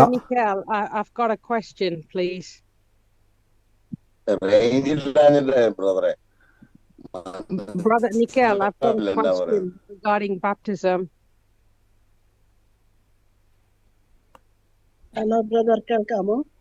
പറഞ്ഞോ പറഞ്ഞോ കേൾക്കാമോ ബ്രദർ? പറഞ്ഞോ ഞാനൊരു പറഞ്ഞോ സാക്ഷ്യം പറയാൻ അതെന്റെ മകന് വേണ്ടിയാണ് പറയുന്നത്. ബ്രദർ 3-4 പ്രാവശ്യം ബ്രദർ ബെൻസൺ എന്ന് പറയുന്ന മകനെ കുറിച്ച് ആലോചന പറഞ്ഞിരുന്നു. അത് ഞാൻ ഏറ്റെടുത്തിരുന്നു. അത് 3-4 പ്രാവശ്യം കഴിഞ്ഞിരുന്നു. അത് അവനിപ്പോൾ സൗത്ത് ആഫ്രിക്കയിലാണ്. ഞാൻ അവനെ കുറിച്ച് പറഞ്ഞിരുന്നു. ബ്രദർ കോട്ടയത്ത് വന്നപ്പോഴും ഞാൻ ബ്രദറിനോട് അതിനെക്കുറിച്ച് ഞാൻ സംസാരിച്ചിരുന്നു. അപ്പൊ അവന് അത്ഭുതകരമായി അവന്റെ കുടുംബ ജീവിതത്തിൽ അത്ഭുതം നടന്നിരിക്കുന്നു എന്ന് ഞാൻ ബ്രദറിനോട് പറയുകയാണ്. വലിയൊരു സാക്ഷ്യമായിട്ട് തന്നെ പറയുന്നു. അവരുടെ ജീവിതത്തിൽ ഉണ്ടായിരുന്ന വിള്ളലുകൾ അത്ഭുതകരമായി ദൈവം വചനത്തിന്റെ ശക്തിയാൽ നീക്കിക്കൊടുത്തിരിക്കുന്നു. ഞങ്ങൾക്കൊരു വലിയ സമാധാനമാണ്. അത് ഞാൻ ഇപ്പൊ സാക്ഷ്യമായിട്ട് തന്നെ പറയുന്നു. ആമേൻ. അത് അവനെ ഒന്നുകൂടെ പറഞ്ഞോട്ടെ ബ്രദർ, അവന് ഒരു PR വേണ്ടി അപ്ലൈ ചെയ്തിട്ടുണ്ടായിരുന്നു. അത് അവന് കിട്ടാതെ കിടക്കുന്നു. അത് ബ്രദറിന് വേണ്ടിയിട്ട് അവൻ തന്നെ അതിന്റെ എന്തോ ഒരു കാര്യം അയച്ചു തന്നിട്ടുണ്ടായിരുന്നു എന്ന് എന്നോട് പറഞ്ഞു. അതിന് വേണ്ടി അത് കിട്ടും എത്രയും വേഗം. എനിക്ക് അതും സാക്ഷിയാകുവാനായിട്ട് നടക്കും. അതിന് വേണ്ടിയിട്ട് വീണ്ടും ബ്രദറിന്റെ ആ പ്രാർത്ഥന പ്രത്യേകം ഉണ്ടാകണം. തീർച്ചയായിട്ടും കർത്താവ് തീർച്ചയായിട്ടും അത്ഭുതം ചെയ്യും. ഞാൻ പറഞ്ഞു, നിങ്ങൾ ഏത് രാജ്യത്തിരുന്നാലും ആ രാജ്യത്ത് നിങ്ങൾ പ്രാർത്ഥിക്കണം, തലമുറകളെ കൊണ്ട് പ്രാർത്ഥിക്കണം. ആ രാജ്യത്ത് കർത്താവിൻ്റെ സുവിശേഷത്തിനായിട്ട് നമ്മളെല്ലാവരും നിർബന്ധമായിട്ട് സുവിശേഷം നമ്മുടെ മേലെ കിടക്കുക, നമ്മളത് അറിയിക്കണം. ഞാൻ അനുഗ്രഹിച്ചു പഠിക്കുന്നു. അത് റിലീസാകട്ടെ. പ്രിയ സിസ്റ്റർ പറഞ്ഞ പോലെ ദൈവാത്മാവ് 3 പ്രാവശ്യം ആ മകൻ്റെ പേര് വെളിപ്പെടുത്തി വെച്ചതാണ്. അപ്പോൾ ഒത്തിരി പ്രതിസന്ധി ആ കുടുംബജീവിതത്തിലുണ്ടായിരുന്നു, വിള്ളലുകളുണ്ടായിരുന്നു. എന്നാൽ കർത്താവ് ഞാൻ പറഞ്ഞ ദൈവം ഒരു പ്രവചനാലോചന വെളിപ്പെടുത്തുമ്പോൾ ആ തകർന്നു കിടന്ന ഭവനത്തിൻ്റെ എന്ന് പറഞ്ഞ പോലെ തന്നെ ഇന്ന് എല്ലാ വിഷയങ്ങളെയും മാറ്റി. പരിഹരിക്കാൻ പറ്റാത്ത വിഷയങ്ങളായിരുന്നു. പക്ഷേ ആ കർത്താവ് ആലോചനയിലൂടെ ആ കുടുംബത്തെ വിടിവിച്ചു. God bless you. കർത്താവ് അനുഗ്രഹിക്കട്ടെ. അത്ഭുതമായി തന്നെ വിടിവിച്ചിട്ട് നന്ദി. ആ മകനെ PR ലഭിക്കും. പറയണം, മോനെ നീ ആ രാജ്യത്ത് പ്രാർത്ഥിക്കണം. കർത്താവ് നിങ്ങൾ ഏത് രാജ്യത്തിരുന്നോട്ടെ. കഴിഞ്ഞ ദിവസമൊക്കെ ആൾക്കാർ വിളിച്ചിട്ട് ചോദിക്കുന്നുണ്ട്, ബ്രദറെ ഇന്ന രാജ്യത്ത് എന്നാ വരുന്നത്. ഞാൻ പറഞ്ഞു, നിങ്ങളാണ് ആ പ്രാർത്ഥനകളിലേക്ക് ഒരുങ്ങേണ്ടത്. ഞാൻ പറഞ്ഞു, എൻ്റെ വരവിനെ ഓർത്ത് നിങ്ങൾ ആരും ഭാരപ്പെടരുത്. ഞാൻ എങ്ങനെയും വന്നോളാം. ദൈവം അയക്കുന്നവരെ ഞാൻ വരും. പക്ഷെ നിങ്ങൾ കൂടി വരണം. ആ രാജ്യത്ത് നിങ്ങൾ ഒരുങ്ങണം. കർത്താവ് എന്നെ പ്രവർത്തിക്കും, എന്നെ ഉപയോഗിക്കും. ഞാൻ ഉറപ്പായിട്ട് പറഞ്ഞു, കൃപാവരങ്ങളുടെ ശുശ്രൂഷയിലൂടെ ദൈവം നിങ്ങൾ ഉപയോഗിക്കും. നമ്മൾ ഒരുമിച്ചാണ് കൂടുന്നാൻ പോകുന്നത്. മിഡിൽ ഈസ്റ്റിൽ നടക്കാൻ പോകുന്ന മീറ്റിങ്ങിനൊക്കെ ഓർത്ത് ഞാൻ ഇന്നാൾ പറഞ്ഞിരുന്നു. ഒരുമിച്ചാണ് നാം കൂടാൻ വേണ്ടി പോകുന്നത്. ഒരുമിച്ച് നമ്മൾ കൂടി ആ വിശ്വാസത്തിലേക്ക് നമ്മൾ ഒരുങ്ങുകയാണ്. കർത്താവ് നിങ്ങളെ അനുഗ്രഹിക്കുമാറാകട്ടെ. God bless U. സാക്ഷ്യമുള്ളവർ പറഞ്ഞോട്ടെ. നിങ്ങൾ സംശയം ഈ സമയത്ത് ചോദിക്കരുത്. നിങ്ങൾ സംശയം എനിക്ക് വാട്സാപ്പിലേക്ക് അയക്കണം. കാരണം നമുക്ക് ഡൗട്ട് പറയാൻ നിന്നാൽ ഒത്തിരി ടൈം എടുക്കുന്നുണ്ട്. അതെനിക്ക് ആഗ്രഹം അതുതന്നെയാണ്, ഡൗട്ട് ക്ലിയർ ചെയ്തത്. പക്ഷേ നമുക്കിപ്പോൾ തന്നെ ഒത്തിരി ലേറ്റ് ആയിട്ടുണ്ട്. ഡൗട്ടുകളൊക്കെ വാട്സാപ്പിലേക്ക് നിങ്ങൾ മെസ്സേജുകളായിട്ട് അയയ്ക്കുക. അത് നമ്മൾ ക്ലിയർ ചെയ്തിട്ട് അതിനായിട്ട് ബന്ധപ്പെട്ട് ഞാൻ അങ്ങനെ മെസ്സേജ് അയക്കുന്നതായിരിക്കും. കർത്താവ് അനുഗ്രഹിക്കട്ടെ. സാക്ഷ്യമുള്ളവർ വേഗത്തിൽ പറഞ്ഞാട്ടെ. ബ്രദറെ പ്രൈസ് ലോർഡ്. പറഞ്ഞു. ഇന്നലെ മോന്റെ പിറന്നാളാന്ന് ഞാൻ പ്രാർത്ഥിപ്പിച്ചിട്ടുണ്ടായിരുന്നു. 3 വർഷമായിട്ട് എന്നെ വിളിച്ചിട്ട് ഞാൻ ഫോൺ എടുത്താലും പ്ലസ് ആയിരുന്നു. ഇന്ന് പറഞ്ഞു ഞാനും എന്റെ കുടുംബവും യഹോവയെ സേവിക്കുന്നുള്ള വചനം പറയാൻ പറഞ്ഞു.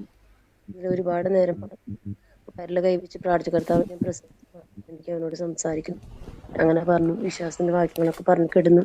രാവിലെ ഒരു 6:30 വിളിച്ചപ്പോൾ അവനെടുത്തു, എന്നോട് കുറച്ച് സംസാരിച്ചു. അതൊരു വലിയൊരു അത്ഭുതമാണ്. കാരണം 3 വർഷമായി എന്റെ കുട്ടിയുടെ ശബ്ദം ഞാൻ കേട്ടിട്ട്. അവന്റെ പേരും പാസ്റ്റ് പറഞ്ഞിട്ടുണ്ട് കുറച്ചു നാൾ മുന്നേ, 2 മാസം മുന്നേ അവന്റെ പേര് അജിത്ത് എന്ന് പറഞ്ഞിട്ട് പറഞ്ഞിട്ടുണ്ടായിരുന്നു. തീർച്ചയായിട്ടും സിസ്റ്റർ, ഞാനൊരു കാര്യം പറഞ്ഞു, എപ്പോഴും പറഞ്ഞ പോലെ തന്നെ സിസ്റ്റർ പറഞ്ഞ പോലെ തന്നെ ദൈവാത്മാ ഒരു 3 വർഷമായിട്ട് സംസാരിക്കാതെ ഭാരപ്പെട്ടിരിക്കുകയായിരുന്നു. ദൈവാത്മ ഞാൻ പറയും, ചില പേരുകളും കാര്യങ്ങളും കർത്താവ് വെളിപ്പെടുത്തുമ്പോൾ അതിൻ്റെ അകത്തൊരു നിങ്ങളൊരു പ്രവചനം കേൾക്കുമ്പോൾ ആ പ്രവചനം ആമേൻ പറഞ്ഞ് എടുക്കാൻ ഞാൻ പറയുന്ന കാര്യം എന്നറിയോ, നമ്മൾ ആമേൻ പറഞ്ഞ് സ്വീകരിക്കുമ്പോൾ സിസ്റ്ററോട് ഞാൻ മാത്രം എല്ലാവരോടും പറയുകയാണ്, ആമേൻ പറയുമ്പോൾ ആ പ്രവചനത്തിൻ്റെ അകത്തൊരു പരിഹാരവും കൂടെ വെച്ചിട്ടാണ് ദൈവം പ്രവചിക്കാൻ പറയുന്നത്. ആമേൻ പറയുമ്പോൾ അങ്ങനെ തന്നെയെന്ന് അതിൻ്റെ അർത്ഥം, ഞാൻ അതിനെ ഏറ്റെടുക്കുന്നു, അപ്പം തന്നെ നിങ്ങളുടെ മേലേക്ക് അത് പതിക്കുകയും എന്ന് പറഞ്ഞ പോലെ തന്നെ ആ കുടുംബജീവിതം തകർന്നിരിക്കുമായിരുന്നു. പക്ഷേ കർത്താവ് എന്ത് ചെയ്തു, അതിനെ പണിതെടുത്തു. ആ മകൻ്റെ പേര് 3 പ്രാവശ്യം ബെൻസ് എന്നുള്ള പേര് വെളിപ്പെടുത്തി അത് ഉറപ്പിച്ചു കൊടുത്തു. അതേപോലെ സിസ്റ്റർ പറഞ്ഞ പോലെ തന്നെ അജിത്ത് എന്നുള്ള മകൻ 3 വർഷമായിട്ട് അവർ തമ്മിൽ ഒരു കോൺടാക്റ്റിൽ വളരെ ഭാരപ്പെട്ടിരിക്കുമായിരുന്നു. പക്ഷേ സിസ്റ്റർ വചനം പറഞ്ഞു അടിച്ചുകൊണ്ടിരുന്നു. 3 വർഷമായിട്ട് സംസാരിക്കാനതും മാറി എന്ന മകൻ ആദ്യമായിട്ട് എന്ത് ചെയ്തു, ഇടപെട്ടു. സിസ്റ്ററെ പ്രാർത്ഥിച്ചോണം, ഇങ്ങനെ പറഞ്ഞോണം, ഞാനും എൻ്റെ കുടുംബവും ഞങ്ങളെ യഹോവയെ സേവിക്കും, ഒരുമിച്ച് ഞങ്ങൾ ദൈവത്തെ സുവിശേഷ വേല ചെയ്യുമെന്ന് പറഞ്ഞോണം. അങ്ങനെ തന്നെ പറഞ്ഞോണം. കർത്താവ് അത് സീൽ ചെയ്യും. ആമേൻ. ഗോഡ് ബ്ലെസ് യു സിസ്റ്ററെ. കർത്താവ് അനുഗ്രഹിക്കട്ടെ. മറ്റാരെങ്കിലും ഉണ്ടോ? ഹായ് പാസ്റ്റർ, ഒരു സംശയം ചോദിച്ചോട്ടെ പാസ്റ്റർ? സിസ്റ്റർ ഡൗട്ട് നമുക്ക് വാട്സാപ്പിലാണ് സിസ്റ്ററെ ചോദിക്കേണ്ടത്. ഞാൻ എന്താ എനിക്ക് പറയുന്നു, കിട്ടത്തില്ല പാസ്റ്റർ. എനിക്കെന്തറിയോ സിസ്റ്റർ, ഞാൻ വേറെ ഒന്നുമല്ല, ഇപ്പോൾ ഒരാൾ ചോദിക്കാൻ തുടങ്ങിയാൽ ഞാനിപ്പോൾ സിസ്റ്ററോട് മറുപടി പറഞ്ഞാൽ മറ്റൊരാൾക്ക് വിഷമാവും. അപ്പോൾ നിങ്ങൾ ചിന്തിക്കും ബ്രദറെ ഒരാൾക്ക് വേണ്ടി ബ്രദർ, അതുകൊണ്ടാണ് അങ്ങനെ. അപ്പം ഡൗട്ട് വരാതിരിക്കാൻ വേണ്ടിയാണ് സിസ്റ്റർ, എന്നോട് ക്ഷമിക്കണം. എനിക്ക് കഴിയുമെങ്കിൽ വാട്സാപ്പിലേക്ക് അയക്കണം.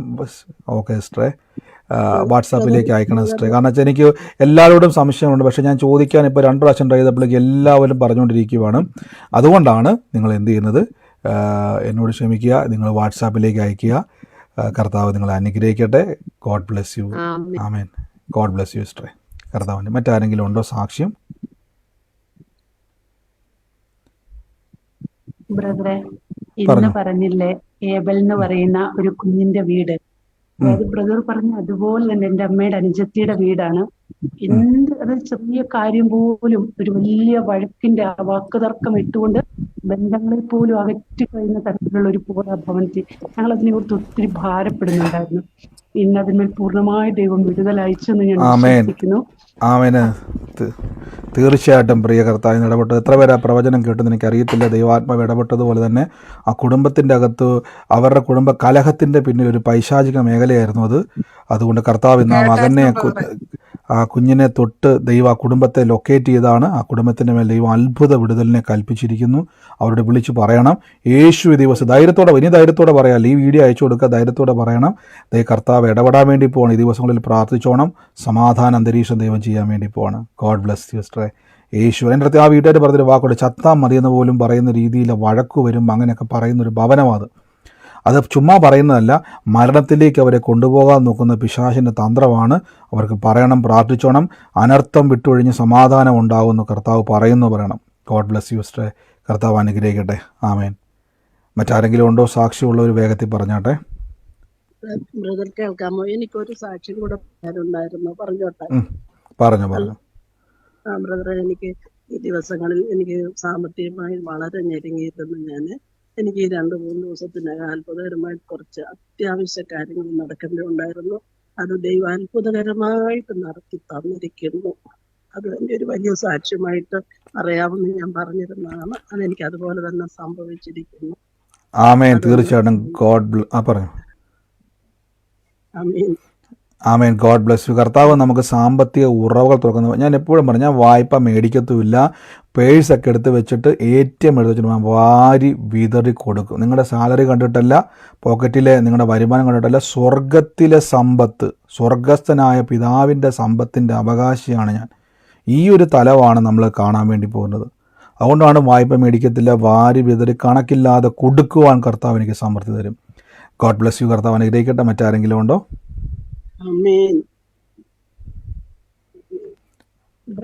ഒന്നും കൂടി ഉണ്ട്.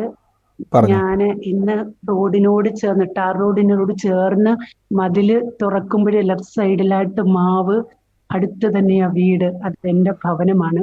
ഈ വർഷം ഞങ്ങളുടെ ജീവിതത്തിൽ ഒരു വലിയ പ്രതികൂലം വന്ന് അങ്ങനെ ഒരു നിരാശയിൽ എല്ലാവരും ഇരിക്കുന്ന ഒരു അവസ്ഥയാണ്.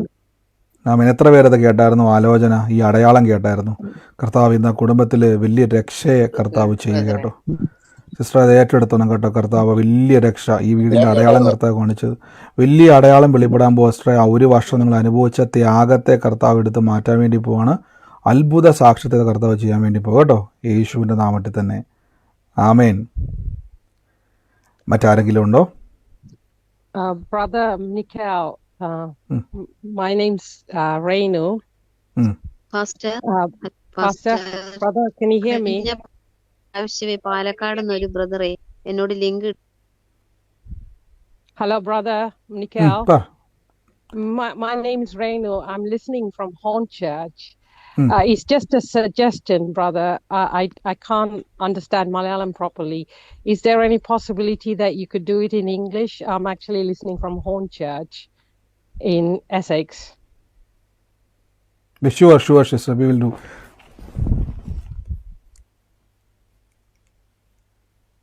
Thank you very much.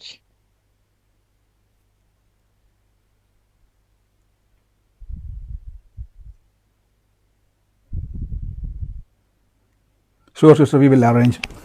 Just wait, sister. We try to translate for anybody. So thank you very much, Brother Nikhil. God bless you.